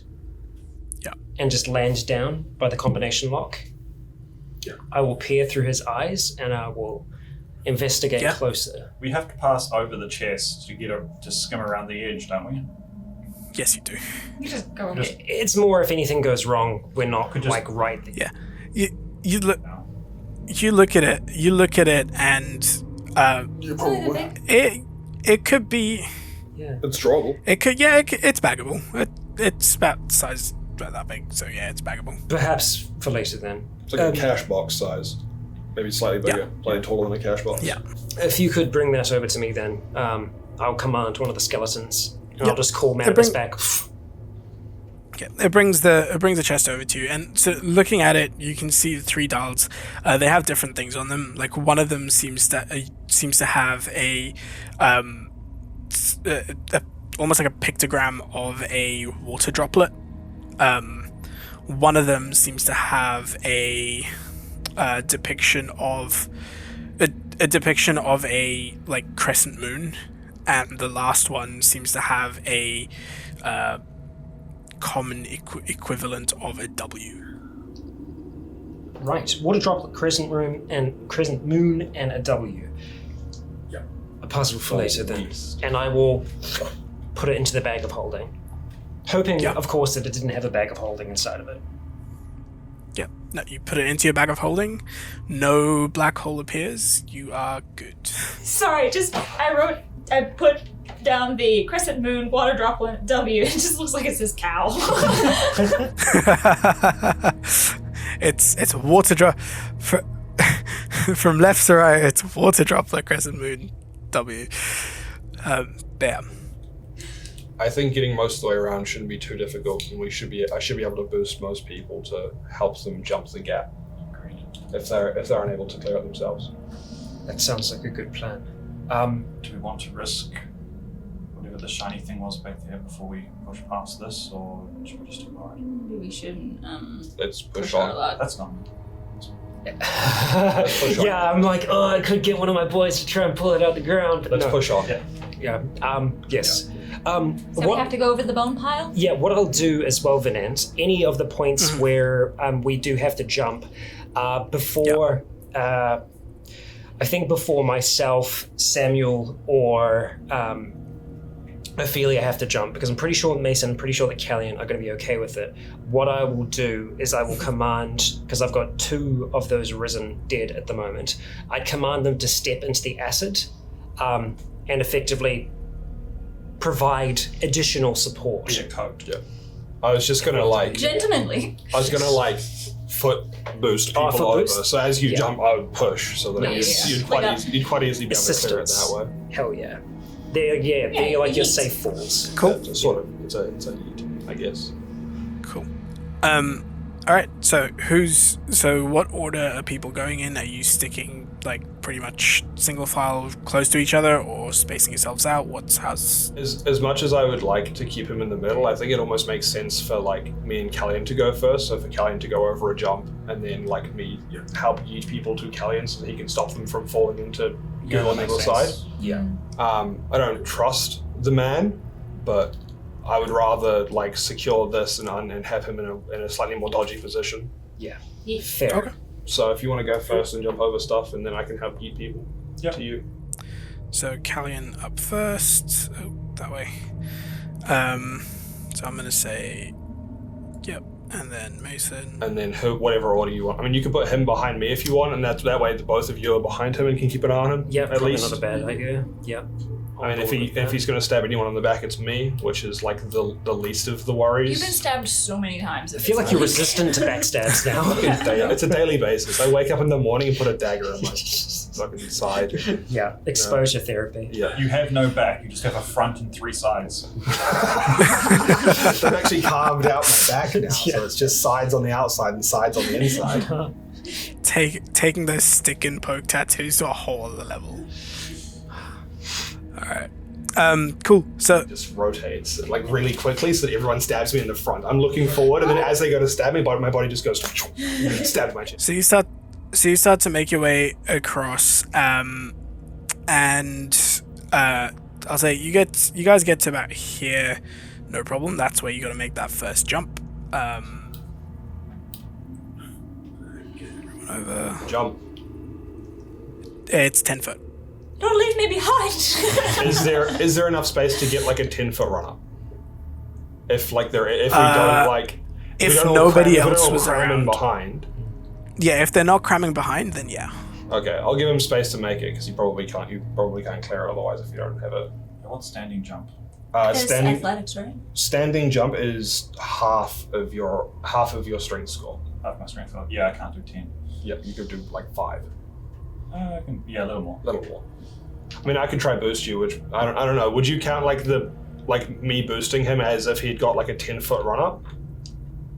Yeah, I'll allow it. The difference between getting a running start and a stationary start. Yeah, I'll allow it as long as you make an athletics check. As long as you make an athletics check, Callion makes a acrobatics check, and it's not abysmal. And it's not abysmal. Yeah, you're only looking to, you guys both just need to clear a 10. Okay. Yeah. Okay. Don't roll awfully. Here we go. Oh, you're good. You're good. Just. Can I give him some of the number that I rolled? No. Yeah. Cool. 23. Ooh. Cool. You go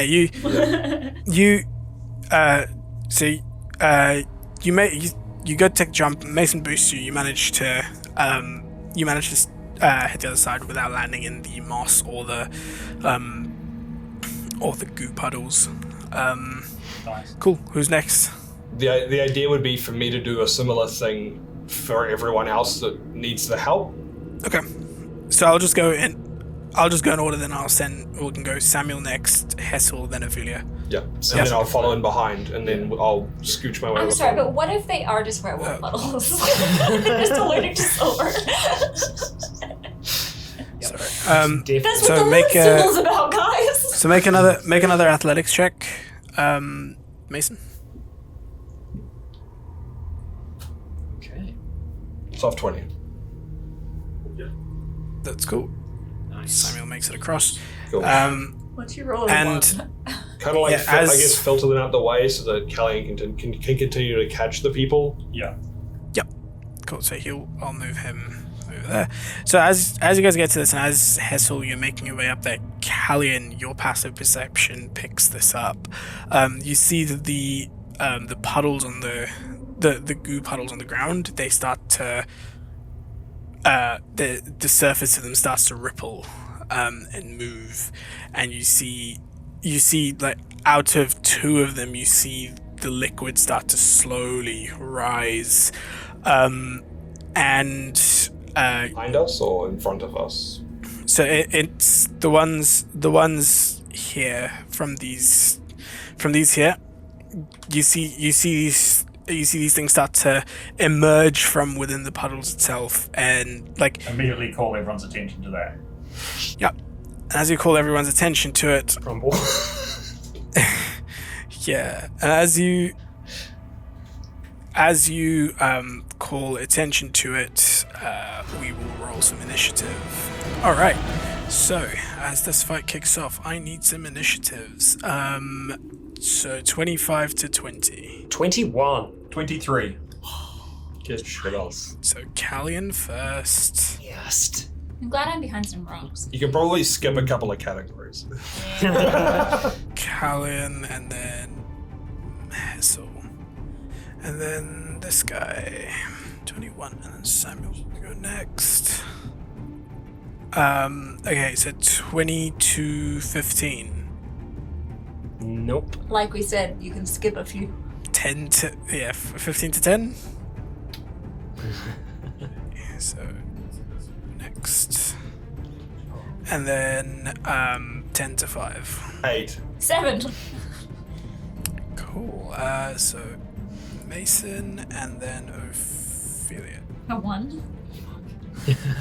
I rolled 6. I rolled a 4. Put the turn on there.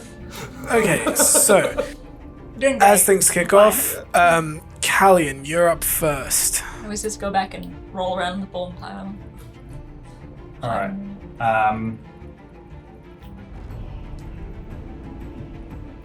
So, first thing I'll do is to turn to Samuel next to me and just say, go, get to the far side. And I'm going to move, like, if I can get past him slightly, to move just like 10 to 15 feet towards that Yep. side. southwest. Yeah, just like, basically heading. So 5, 10, 15. 5, 10. You're gonna have to make this 10-foot jump to get to. Yeah, that's where the jump is. To jump over to here. Yeah, this jump you're gonna have to make it. Yeah, right. It's like a have to make it diagonal here. jump. Yeah. Right. Okay, that's not too bad then. So like a full 30 feet of movement, if I make the jump, will sort of get me inside that entranceway then? 15, 20. Yeah, it'll get you here, which is 20 feet. 20 feet, and then 25, 30 will get you here. Is that Uh, where you want to be? yeah, I'll try to make the jump then if that's the. Cool. Yep. So, you run past Samuel and then jump across, landing no problem, and making your way all the way here. Cool. Turning around, staying there. I'll turn around, and I'm going to just draw my bow. Yep. From there, Stop blinking it. and just lay a couple of arrows into the big one and try and get his attention if I can. The big one. Cool. So you're shooting an arrow at the big guy. Yep. Okay. Yep. Cool. Roll to hit.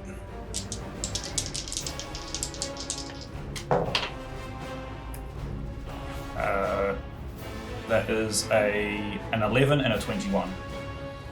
11 and a 21.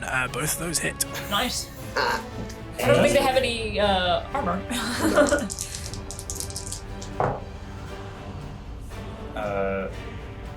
So do you want damages separated out? If Unless you're doing. Just separate them out. Wait, is it? What is it? Just it's non-magical piercing. Yeah, that's fine. Alright. Well, it's a 10 and a 6, so 16 total. 16 total. Cool. No way. Up to 8. Cool. All right. So you fire off the 2 arrows. They strike this creature, and as they sort of go into it, you see your arrows just sort of corrode away and start to dissolve. It does do damage. It does reel and react to it, but the arrows do melt away. And I'm going to use my bonus action to use my channel divinity just to get a spell slot back. That'll be my. Cool. Bonus action, channel divinity. You have a spell slot back. All right. Cool. Next up is Hessel. Nice. Okay. Hessel will just kind of say out loud, "Be cautious of any moss, anything else." And he's going to reach out with his hands. The crown flexes underneath of his hat, and he's going to use its feature to cast Rave Sickness at will, using his action. And the will in this question is the big guy in the center. So it is a 2-hit first of all. So I'm going to see if I hit. Yep. That is that's going to be a 29 to hit. That'll hit. So I feel like that's going to hit. So that's going to do 2d8 necrotic damage. I also need it to make a Constitution saving throw. Constitution saving throw. Yes. 16. 16. So it fails. It's poisoned until its next turn. Is it immune to poison? Let's find out. It is immune to poison. Damn it. Okay. All right. So you fire away. You shoot your ray of sickness, and it. So it does no damage. It does no damage as well. Oh my god! It does probably poison damage. It's okay. It's poison damage. Yeah, I was just I trying thought you to see said if it's necrotic immune. damage. Is it yeah, I thought it was necrotic damage or is it poison necrotic. damage? No, ray sickness is poison. Yeah. Oh, I thought it was next. Yeah. No. So you shoot at this thing, and as the poison hits it, as your ray sickness hits this thing, it just seems to absorb that poison. Oh, it's like not acid. It's not acid. Yeah. Okay. Something can be two things. That's true. It can. You hear from across the cavern. It's green. It's obviously poison. The other good point to note is that I've got light on me, so that the Yeah. So Samuel can see. is illuminated for Samuel as well. Nice. I'm just gonna stay close to Ophelia and look ready. It's Samuel Alcap. Cool. Yes. You look Alrighty. Next up is Samuel. Right, so he's gonna move and jump. He's got a strength of... Oh yeah, he can make that jump. No. So he's gonna run, so 5, 10, 15, to 25. You're in trouble. Yeah. Yeah, Also I listen. got a 7, guys. Yeah. You're halfway in. So You're he's- bottom. -2. He's gonna move here, turn towards them, Mhm. and you see he sort of sheathes his sheathes his sword and shield and pulls out a bow. You see he reaches for his quiver and it's empty. He looks towards you, Callie, and he's like, "Do you have a spare arrow?" Yeah, I'll just lean in to grab them. Yeah, he grabs the arrow from you. He grabs the arrow from you and then fires at the big guy. So he's gonna make 2 attacks. Yeah, so if the infinite number of arrows you have, count the number that result. Yeah. Yes. Cool. Okay, he does that. That's the number of fists of mine that dissolve away. 2 attacks. So that's a If the number exceeds 2, you're in trouble. 18 plus. So that one hits, and then that one hits as well. So the two arrows hit. They're going to do. What is damage? D6. Sorry. Is he a short bow or long bow? It is a longbow. I think it's an 8. Longbow's a D8. Oh, it's D8? Okay, cool. D8s then. So, D8. So, 2 D8s.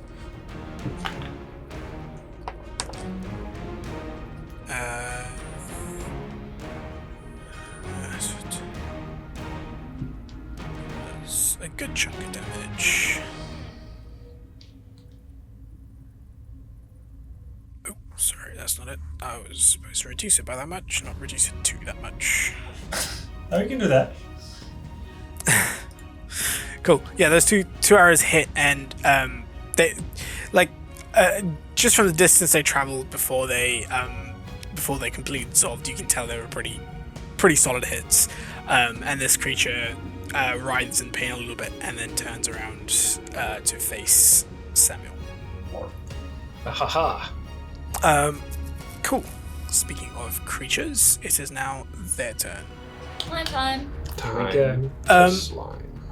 The big one is going to move 5, 10, 15. Cute slime sound effects. He's going to move there.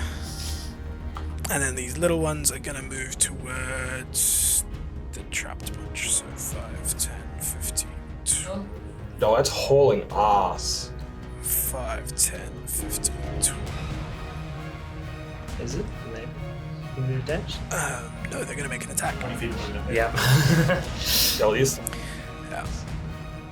These, yeah, they're not the slow boy slimes. They're not, yeah.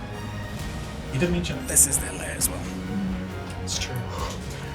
Cool. And they're each going to make, the little ones are going to make 1 pseudopod attack each, and then the big guy is going to make 1 on each of you. Alright.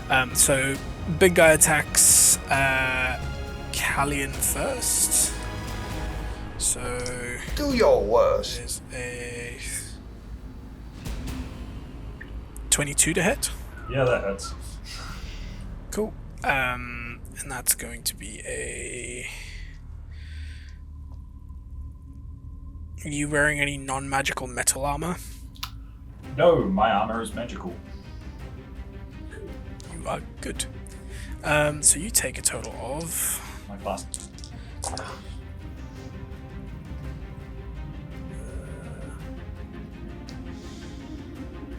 So you take 6 points of bludgeoning damage and 9 points of poison damage. Sorry, acid damage. It is acid damage.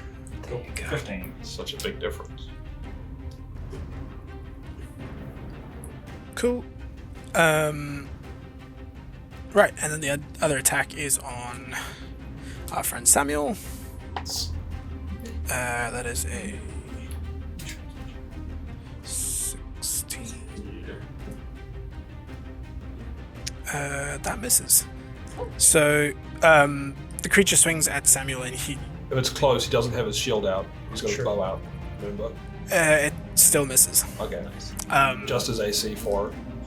Yeah, and Samuel sort of ducks as the swing misses. Cool. The other ones are going to make attacks against you guys. So this one here is going to attack Hessel. Yes. This one here is I gonna tried to attack make me. its mom sick. Yep. No, Cool. you were So healing it. You Hessel, were giving it more poison. Exactly. You're on their side. I mean, from their point of view, you basically just shot a beam 17 of to human hit, flesh Hazel? at them. A 17 would hit. Yeah, I'll take it. Hazel is about to cast. He's like, all right. Cool. And Ophelia does a 12 hit. Just. Okay, cool. Hessel, you take. You're not wearing any metal armor, are you? Non-magical metal armor. Cool. So you take. You take 6 points of bludgeoning damage, and then 6 points of acid damage. Okay, so 12. Okay. As the pseudopod slams into your chest, and you feel your robe start to sizzle away a little bit.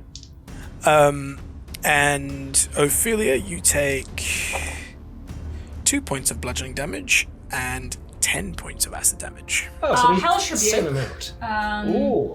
So it's gonna take 2d10 fire damage. And I'll it's- just take my.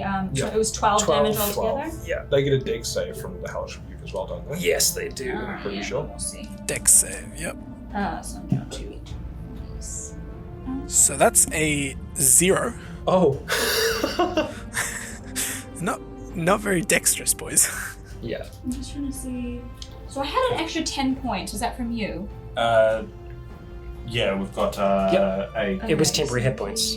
So 58 plus 4 is because I have temporary hit points. I'm just trying to see. No, those aren't temporary. Your max HP is that for today. Oh, right. Yeah, I know, but I had temporary hit points as Ah, well. yes. So again, minus 12. So I'm down to 50. So it rolled a 0 Yep. on the deck. Yeah, 0 on the dex save. Cool. Or if Okay. you roll 0 on negatives, you should take more damage. It's like statistically improbable, but like it's the chances So- almost You never. dodge into the fire. Yeah. Like 0, you have to have a negative modifier and roll bad. That's pretty good. We'll find out about fire. 14 fire damage. Cool. 14 fire damage. It takes a full burst of fire damage. So 14 has Oh wait. as Sorry, that'll be another d10 because I cast it at 2nd level because it's a tiefling thing. So one more d10. How much did I say before? 14? 14. 21 altogether. Nice. Jeez. 21 altogether. Yeah. As you as this thing pseudopod hits you, you feel sort of sizzling in the burning, and you invoke your magic and there's this flash of arcane fire, and when the sort of flash subsides, this creature is no. Dissolve. Nice. Excellent. One done. It just splashes back down into And the it bubble. didn't explode! Yeah, in horrific screams. Cool. So that's them. Mason, you're up.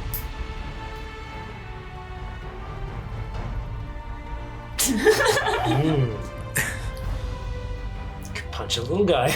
My issue is Just that punch. my responsibility is to stay here and make sure little squishies don't get eaten. No, we'll be fine. Get out of here. So I'm just gonna dodge. Cool. You Dodge with my action and just chill Dodge. sweet. You dodge. in the way. Because I'm not stupid. Cool. Ophelia, you're up. You before. Yeah. Okay. I think because the fire worked quite well just then, Yeah. I'm going to aim at the kind of just aim around Hessel and do a firebolt at it. So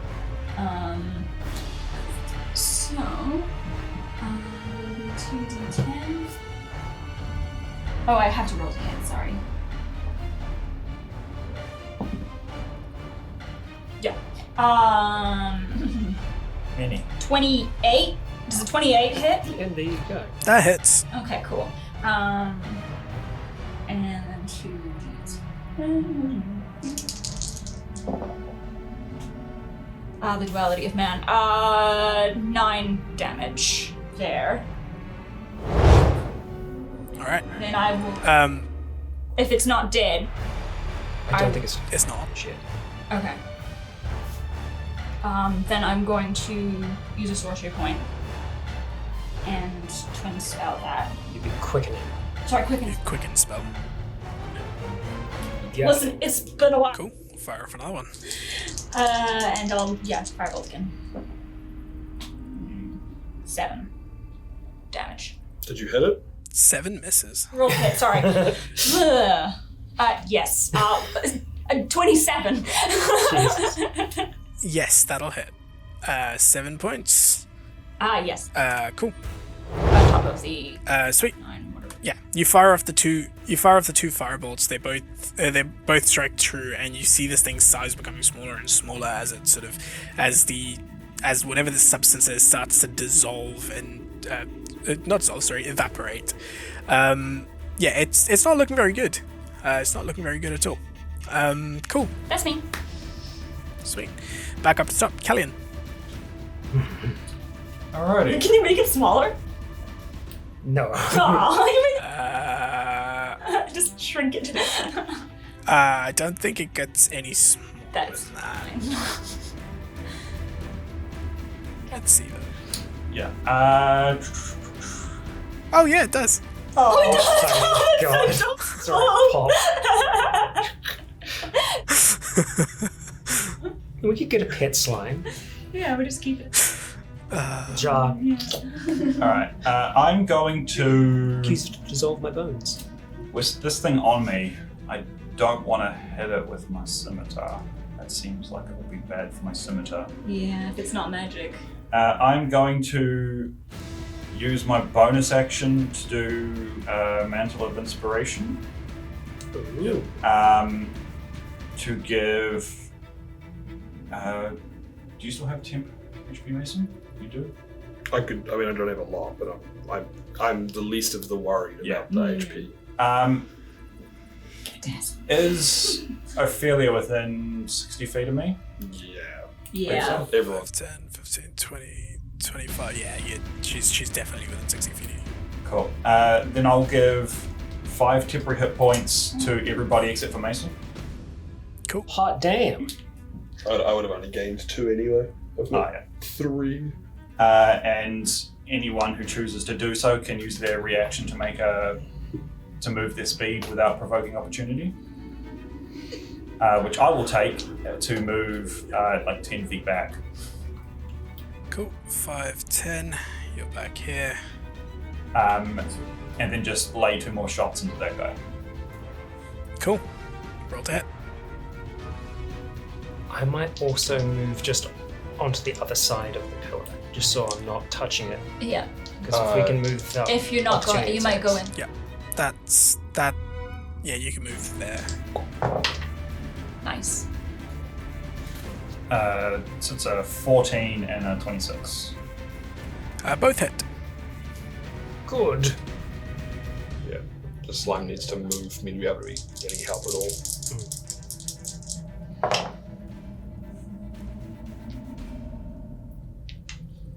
And that and 6, so 14 damage. 14 damage. Cool. Yeah, you fire off those 2 shots, and this thing sort of rides a little bit more and seems to be getting a bit more infuriated. But yeah, it's still up. And cool, that's your turn. Hessel, you're up. Okay, I think from where I am, I'm just going to try and put this little thing down. I'm going to... Just like your father. Yep. I'm going to need it to make a wisdom saving throw. Yeah, The sure. wisest of slimes. Yes. Starts. That's an 8. An 8 will fail The my wisest check. of slimes. So it is injured, so it's going to be taking 2d12 damage as I toll Yeah. the dead. Boom. Bong bong, and that bong bong turns out to be 10 points of necrotic damage. It's dead. As the sort of as the bells sound, you see this thing just splatter into a million bits, covering Mason in acid, and Mason dissolves. Oh no. Oh no. My character's dead. This terrible. is such a new awful experience for me, losing a character. Cool. All right. Where Mason was, I'm kind of preparing to do a jump. So you'd want to go there. Yeah. I need to be there to help you across. Yeah. I will wait until we've sorted the current issue. Okay. All right. That's me. It's now Samuel's turn. He could have Oh, moved. he had the. He could He have had the moved. opportunity to Yeah. move as well, yeah. I'm going to take that opportunity. Yes. Zoom out a bit. So Sorry, just the slow rotate in the air. Flop. That's what he did when he ran away. Hovers away. yeah. So as he's back here with you, he reaches his hand out to you, Callian, again for arrows. Government ready. Yep. Yeah, this time they're at the You hand. Every time you You had the arrow- just draw 4. Yeah. Just He's hold them holding out. them. Yeah. You hand him the arrows, and he fires to them at the slime. As you go to knock your arrow, you just put one of them in his quiver, knock yours, and then fire, and Hits. knock and fire.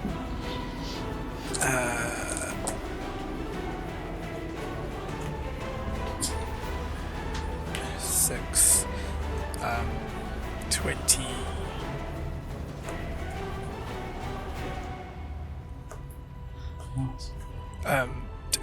No, 19 points of damage. Nice. 19 points of damage to this thing, and this creature is not looking very healthy. Hmm. I will green. Yeah, exactly. Green is the color of health. That is true. Yeah. That's weird. Green is health and not health. And sick. Has as much health as the small ones did. No, it's actually no. Hold on. He's worse off than them. So yeah, there we go. Oh wow. There's only a little bit of them left. Don't kill it. I want to keep it. Cool. It's the slime set next. It's gonna make its way up to you. Again in the middle of you guys. And it's still the same creatures. It's gonna make 2 attacks. One against Callian and one against Doom. So I like Dude Man. He's a recurring character in this series. yeah. Yeah. Hits Dude Man and then Callian 17. This. Go fish. So hits this guy. It's going to take some bludgeoning damage, 5, and then 7 points of acid, and his AC drops. Oh. Ouch.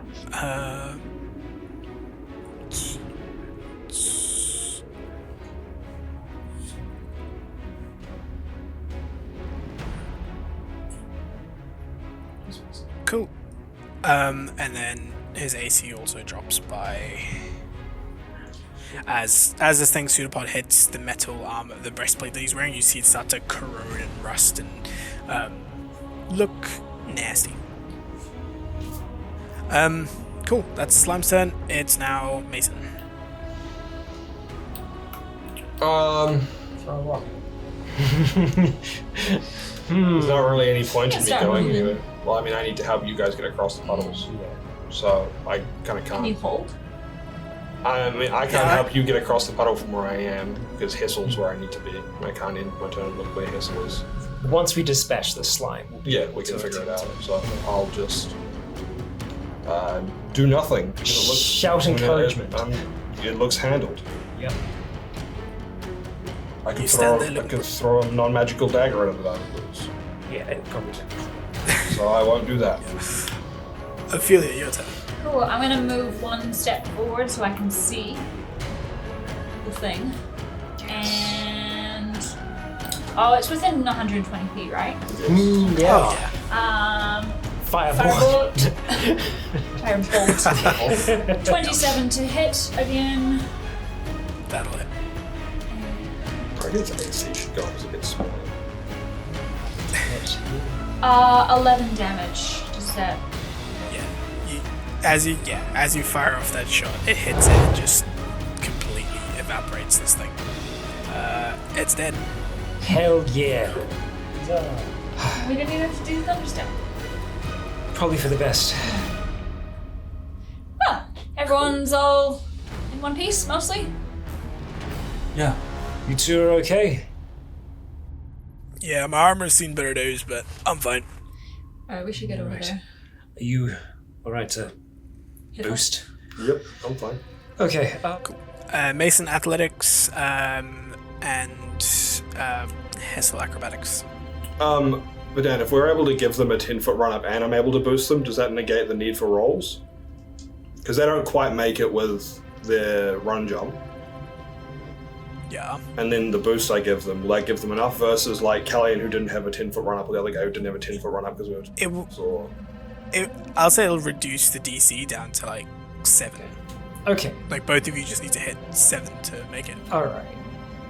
Alright. Okay, I here make we it go. on a nat 1. Oh, that's a 3. Okay, that's... Oh, no, that's good. That's Making okay. that one. We're gonna make that. That's 19... 11. 11 for Hessel. 9. Cool. Hessel, you make it across, no problem. And I'm gonna put you at the next jump Uh-huh. there. So I'm presuming that is where you're headed. Yes. I'll wait there. I'll kind of be on the other side, ready to reach out for Ophelia if it looks like she's gonna drop in. Okay. Not that I can do. Yeah, I was gonna say, what are you gonna do about it? both of you go in. Brilliant. Well, if it's going poorly, just reach out for Hessel, grab him, and cast And Thunderstep. thunderstep. Fuck me up, cover me in acid, and then be over There there. you go. Alright, here we go. All right, Alright, we're gonna eat me. do the same thing. Yeah, cool. Roll. Ophelia acrobatics, Mason athletics. You're looking to beat a 7. Nat 20, I do a flip. Oh shit. Cool. Enough. Yeah. Yeah. Enough. It wasn't a 1, so it doesn't really matter. Like Mason, Mason doesn't realize how light you are, so he eats you a bit higher, and you find yourself sort of doing a little flip in the air as you land. Acrobatics will Yeah, land. yeah.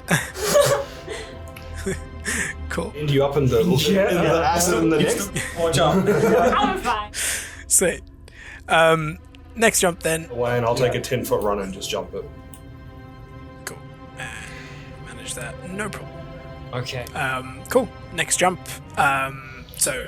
I'll kinda make same my thing. way past them, and we'll do the same thing: 10-foot run up and boost. Sweet. We'll just leave the minis where they are at the moment. Just.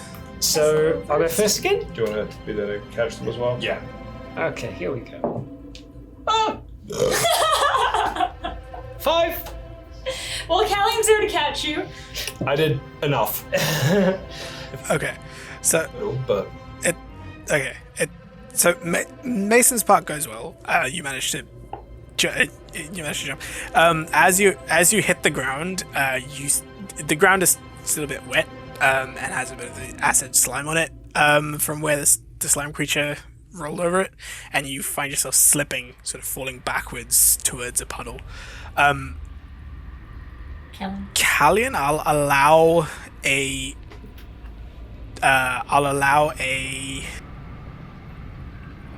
The athletics to try Dex and. or- Actually, hold on. Yeah. No, here we go. Callian, roll initiative to see if you beat a 12. If you beat a 12, then Yep. then Hessel can make a dex save. Otherwise, he falls. Okay. Nice. All right. No. He slipped too quickly. Yeah, Callian Callian, you move in and try to reach out, but just you're not quick enough, and Hessel, you fall. Falling into that puddle, and you immediately feel the acid sort of burn. You take 8 points of acid damage. How many? 8 points of acid damage. And then I need you to make a Constitution saving throw. Constitution saving. He's Okay. making a fun. Con save as where you fall. Yeah, you fall. And you hit the acid, and you because it's a smaller pool of acid. You're also hitting some of the moss, so you need to make a con save to see Oh no. Uh-oh. if fun things happen. Okay. All right. So first of all, it was 8 points of acid damage. 8 points of acid damage. I will take the 8 points of damage. You have a +4 on that con save since I'm there. I'm close to Oh, you. excellent. Okay, that's good to know. All right, let's do some saving, Hessel. Okay, +4 you say? Yep. Nice. Yes. Gonna put me at a 7 +7. That's a 10 total. Yeah. You hit the ground, and you feel the acid sort of burn your back, but you also feel something splatter onto your hands. And as you sort of look at your hand, it's almost like your hand's moving slower than you think, and everything's slower, but you feel comfortable. There's a warm burning sensation on your back as you just lay there in the acid for a bit. It's not so bad. It's not so I bad. try to pull him. Yeah, yeah. Yeah. Callian goes to pull you up, so I'm gonna say you take another lot of acid damage for being slow and just laying in there for a bit. So you take another 6 points of acid damage. Okay. And so you're now full blown hallucinating, Yep. and you cannot use reactions until this thing wears off, Okay. and you don't know how long that is. Thank you for pulling me out of there. I think everything tingles a lot. Feels nice. The shadows on the cave walls, they just seem to be moving constantly. It's not just flickering, it's just the shadows just seem to be constantly moving on it, and then you look down towards in that tunnel and it just goes into inky blackness, and that's just tripping you up because there's just void at the end of it. And as you're sort of looking into that void, you see a pair of eyes and this massive Cheshire cat grin that you've seen before. In that, after you made that wish, you start to see that thing in that void. That is the end of this tunnel. Hessel just You're kind of also- stands back up and starts to wander towards the darkness. Shit, maybe I don't. Maybe worry about him Don't now. worry about it now. We're fine. We're good. But Cool. I'll just as he As gets to I'm walk going- away, I'll just one moment, and I'll just turn around and try and grab him as he's leaving and see if Yep. most of the lay on hands works on Hessel. Thank you. Cool. You cast your lay on hands, and as the spell takes hold, the toxin leaves your system, and as this sort of this toxin leaves your system, you can still there's it takes a second for the effect to completely wear off, and you're still for that face, that those eyes and the Cheshire cat grin that you saw off in the darkness, that's still, there's almost an after image of it as you're sort of coming back to your senses. Just grab onto the sides of your head. Thank you. Okay. I saw something. That'll be the weird moss You're stuff. right. You're right. Yeah, I'm still sizzling. Do you want to get out the way? Yeah, the back of your coat. The back of your coat is just completely in tatters. All right, Ophelia making the jump. I will return to catch. Alright, okay.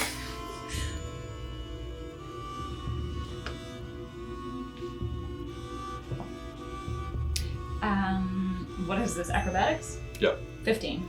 Cool. Yes, Enough. cool. Ophelia makes it. Ophelia makes it over, no problem, and then Mason doesn't have a problem clearing a 10-foot jump. Yep. Quick question. Cool.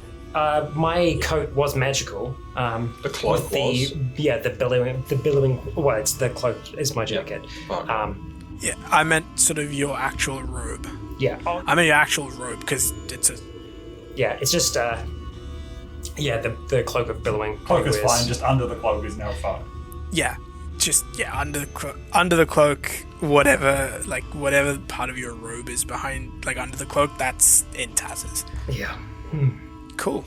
You all managed to make it across that. That camera a little bit. Fun. Okay.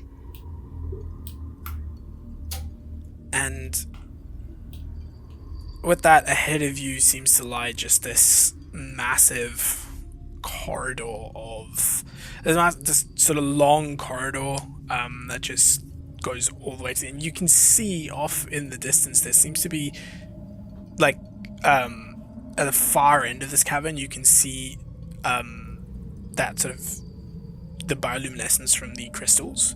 You can see those at the end of this tunnel, like way off at the end. Hold on. Like there-ish. Right. No, not there-ish. Way at the Yeah. end there, Yeah. There-ish. Way at the end. Yeah. We just see a glow down the end Way of at the it, end. as far as we can see.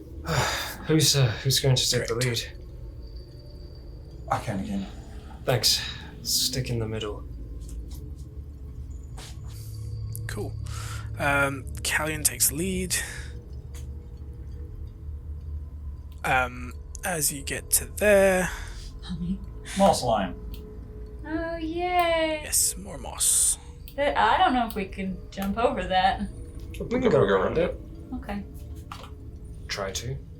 There are like sections where you can go around, so it's like you can jump to here, and then you can make a jump to here because there's a little alcove off on the side here.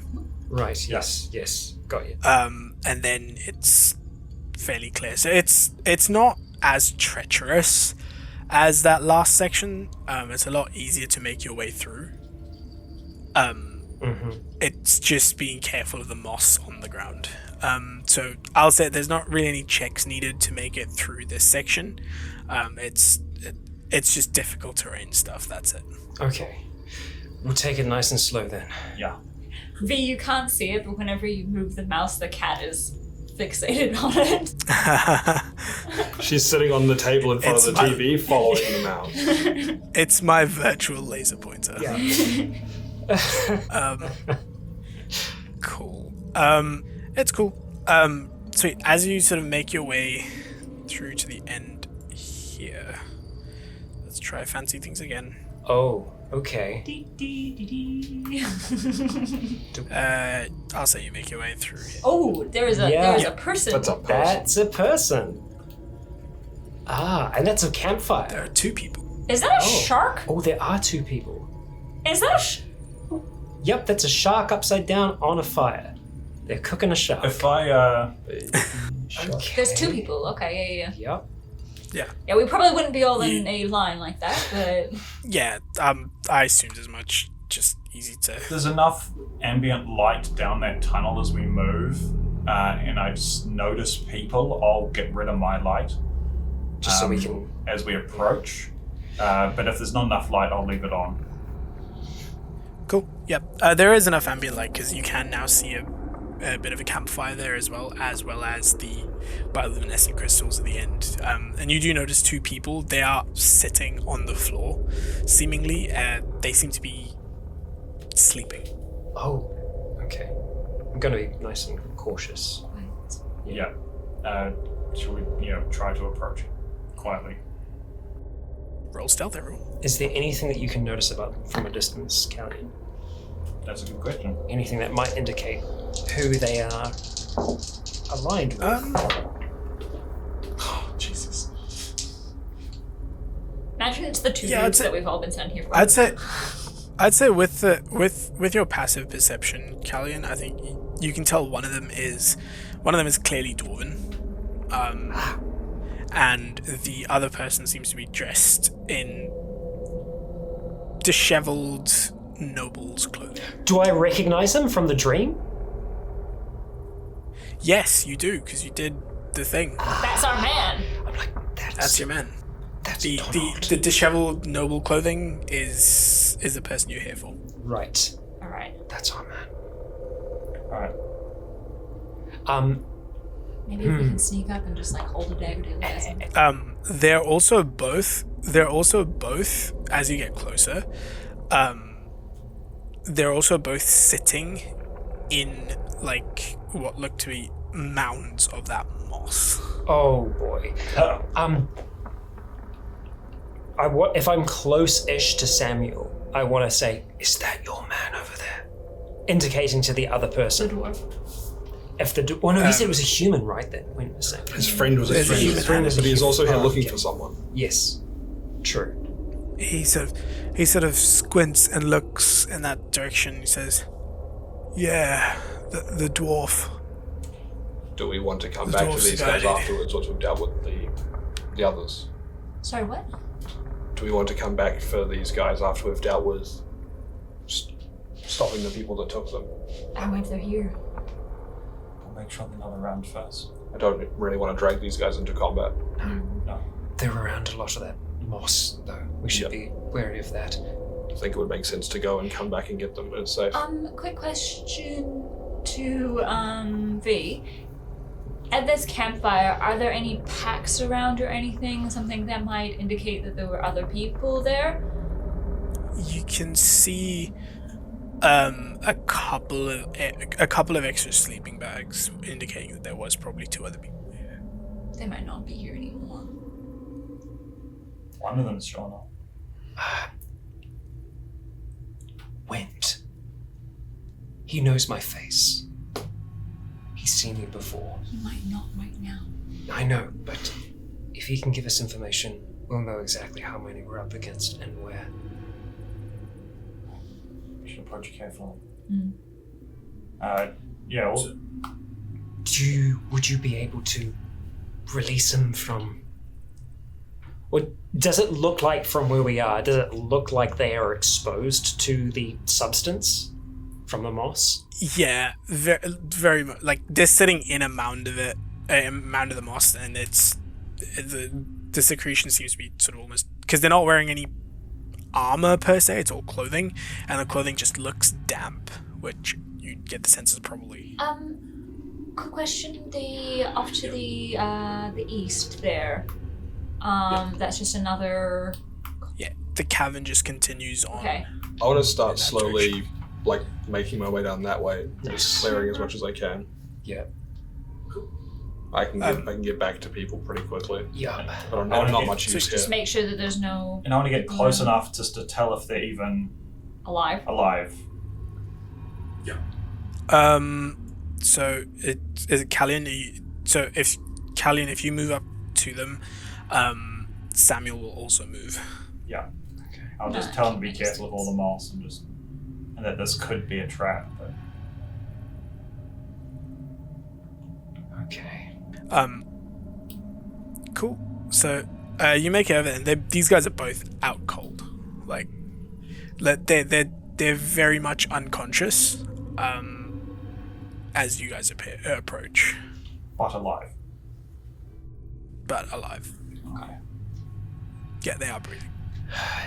Sort of shallow breathing, but definitely breathing. As we're a little bit further back, I'll just kind of whisper under my breath and just say, "There's definitely a third party setting this up, trying to set the two nations to war." Sounds like it. So I'll just say to Samuel while we're here,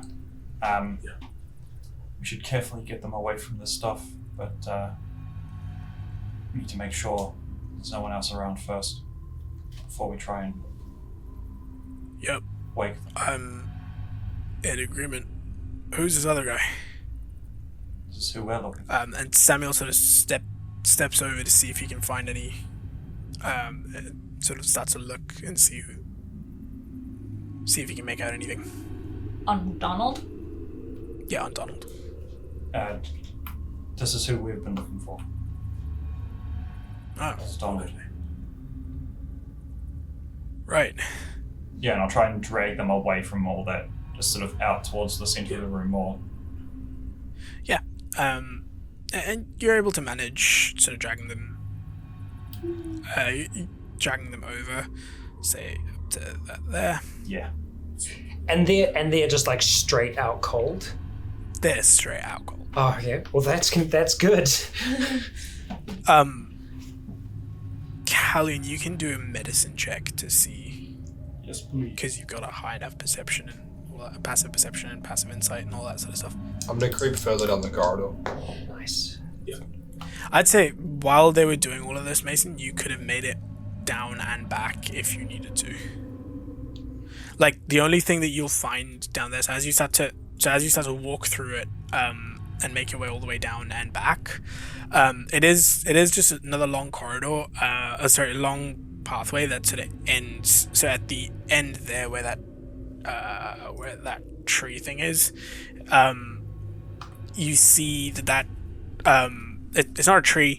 It's basically a way out. So it goes up and out, and as you sort of look up, you can see the sky. Huh. Okay, another exit / entrance. Just while the others are like dragging the dudes over, whatever, I'm just gonna whisper to Hessel and say, we should not let Samuel know who he is, because he's from I'll just nod. I already have an idea what's going on. That would be hilarious if that's true. Cool. But cautiously. 22 for medicine. Nice. 22 for medicine, yep. So just giving them a once over, you get the sense they've been here a while, and if they've been sitting in that moss for that long, you could get it out of their system with your lay on hands. You don't know what sort of mental side effects that would have, though. Just like being sort of exposed to it, like your medicine check tells you that removing all of that toxin all at once could have undesirable mental side effects on these people. Okay. Right. Maybe we ease them out of it. I'll just go about while we're waiting for Mason to situation. come back, to clean it off their clothes so it's not. Yeah. What's the name of the person that we got asked to kill down here? No, not kill, but like either rescue or kill him. Yeah, was but Donald they- went. We also You weren't there was given- two different jobs. There was rescue Donald Went, and if we couldn't bring him back alive, was to bring back his bracelet, which would be good enough. Yeah. And we would get paid more if we killed a certain individual whose name I can't remember. As far as I There wasn't a name. It was just, you were just told that there might be a representative of Vigbold. Yeah, which is I've this got other guy. attempts to capture Vigboldor Yes. diplomat. It was capture, no, like kill was like kill, leave no witnesses, like leave no witnesses in the event that shit goes sideways and you just like need to get out and can't bring Wint with you. That's when it was kill everyone, leave no witnesses. But if it wasn't, like if you are able to extract both of them and bring them back with you, nothing like it. That's where you get paid the bonus and everything else. The other diplomat, the other person that's there, the dwarf. Yeah. Are they bound in any way? Neither Donald nor the dwarf are bound in any way at all. Right. Mason, you get back as a party, sort of dragged everyone out into this central area here. Yeah, you start to prestidigitation their clothes to dry them out. It takes you a couple of goes to do it because it's just been sort of saturating in this thing. that your medicine check as well, Callian, would have shown that there's like the skin that's been in contact with the clothes, which is basically most of them. That's like the top layer of that skin is slowly like peeling. Hi. Oh, hello, cat. Okay, yeah. Get butt out of the camera, darling. Peeling because it's like dissolving away, or peeling just because it's been in contact with Like dissolving away. for so long. Dissolving, okay.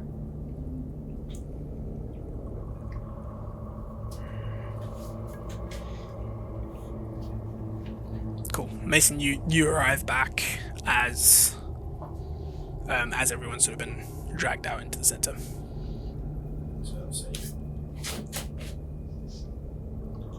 This.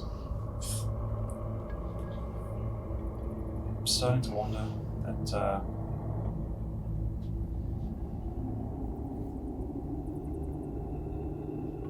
is quite out of the way. Is not the people here I would have expected. I wonder if What, they got slimed? well, if these two have come here together, like if this is a place they were to meet and they've just been here too long because of this fungus. Possibly, and I'll lean closer to Callian. To the best of our knowledge, Donald Went was taken from. I'm assuming you guys are having this conversation away from Sam. Yes. Yes, yeah, that's what I'm Being saying. quiet. And I'm leaning into Callian's ear to mention that to him. My stuff was just intended to be towards everybody. Yeah. But And that's Right. just a subtle whisper to Callian. I'll just wander up behind just the direction that I'm coming, so that I'm right up in the group. I Yeah, also Right there, or sort of. Nah, where I was. No. But yeah, I mean, yeah, just it. I also think with how much these two have probably absorbed, I don't think we can safely wake them up. As you guys are having this conversation, Callian, your like ears perk up a little, and you look over in the direction of the Vigbold rep. You see him sort of stirring a little bit, and you notice Mason reach for something, and in a flash there is you see a flash of steel, and the Vigbold rep's throat is slit. Mason's holding a dagger. Mason's holding a dagger in his hand. He slits this guy's throat and just rams the dagger right into his jugular. You hear the sort of blood gurgle up,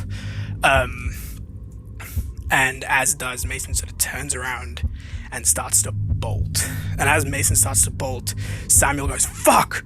Fuck! Fuck! Fuck!" And he starts to sort of fumble around in his bag. He grabs, you see him sort of grab something out of his pouch, and he says, "What? I knew I shouldn't have trusted you." Just hold on, and yeah, what are you doing? I'm gonna just say, Mason, stop. Suggestion. Mason, roll a wisdom saving throw. Actually, hold up. What's the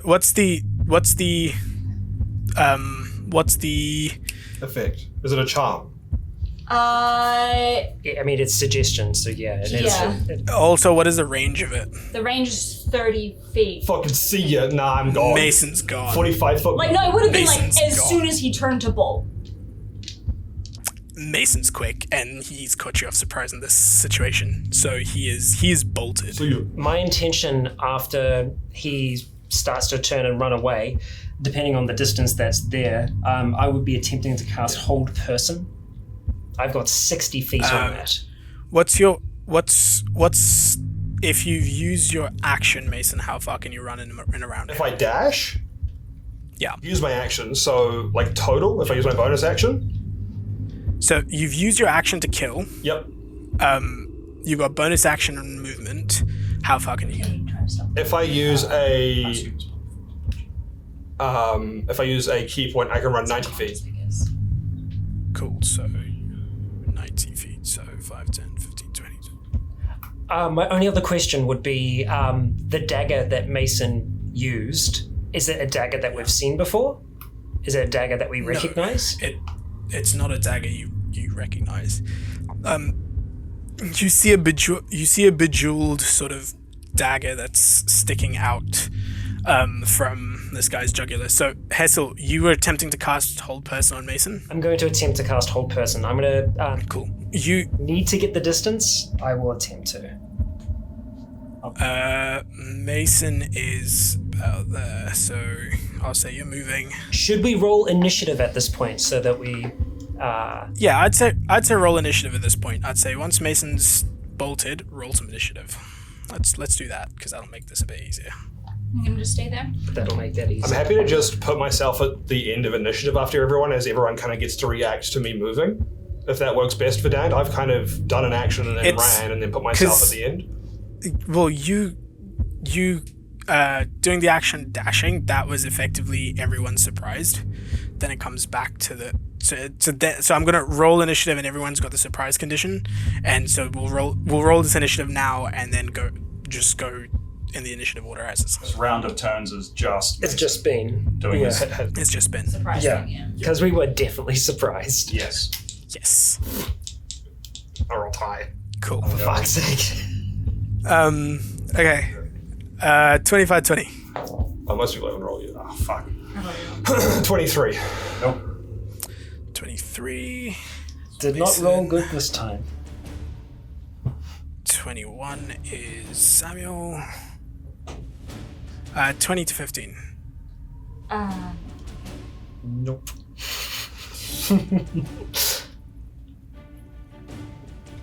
Okay, 15-10. 14. 12. Nice.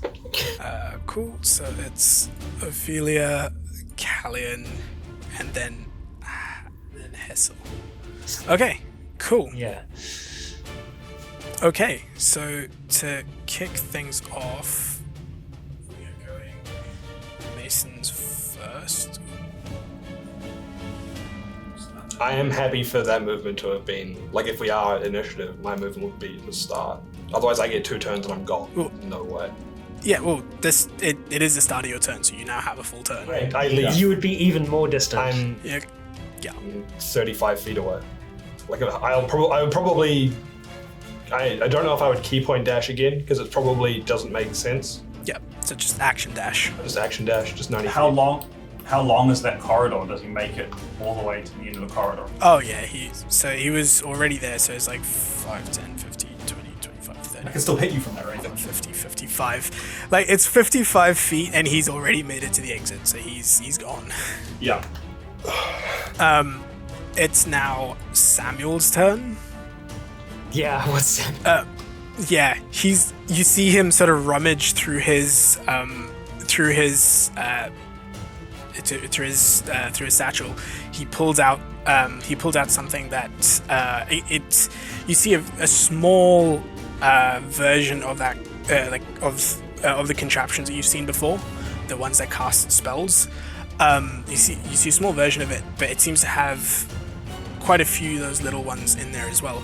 And you hear him whisper or mutter out loud something as he's holding on to the Vic Baldur guy. Anyone speak Dwarvish? Yes. Why am I looking at Dog? I do. Nice. Cool. He's in Dwarvish. He's basically saying, "Open the door." And a spell goes off, and you see a doorway open, and him and this guy step through it, Like just drags. and it closes. Yeah. Do we have time to say anything while he's stepping through? Yeah. Just enough to, like, as the door's closing behind them, just to call out, "This wasn't us." Yeah. As the door goes through behind us. Is it still a spell? Yeah, is it a spell? He's not. He isn't casting the spell, and I understand. I understand for the purposes of. I understand for the purposes of counterspell, but so the way counterspell works is you know the semantic and verbal components associated with it, and there's a specific time that you interrupt it to dispel it. These things make it so that with a machine it's different. So that's all so good. You did study the last machine we It found. is. I did. you did study the machine that you found, but you're not like, so if there is a, he's not casting the spell. He's active. The machine, he's activating it. He's activating an artifact. Yeah, activating a magic Yeah, and item. you usually can't counterspell a An sword object. igniting. Yeah. Counterspell Like you wouldn't be able does. to counterspell like a fireball bead thing. No. Yeah. Yeah. Counterspell No, also I says understand. creature. So with that he disappears. These two disappear. That's just my call out from behind as they disappear through the gate. We didn't do this. I will disappear them. That's honestly the best case of what I thought was going to happen, to be totally honest. Especially when he beat all of you on initiative, I thought, I fucking thought Wentz is dead. Well, fuck. Yeah. Damn, I was going to be generous and throw a potion in. Yeah, I was gonna like try and stop the bleeding. I know he's already mostly dead, but you know. He was coup de grace dead. I think at that point is a really good place to sort of stop. I want to keep going, but that's a really good place to stop. Yeah, it's a I think we'll cliffhanger. stop there for tonight. It is a cliffhanger. I suppose I can just make a note of it to jot down, because there is one thing I can still do from here. But Yeah, go. Yeah, that's fine. We'll get to that. And we'll pick it up in the next one. yeah. Pick it up in the next one.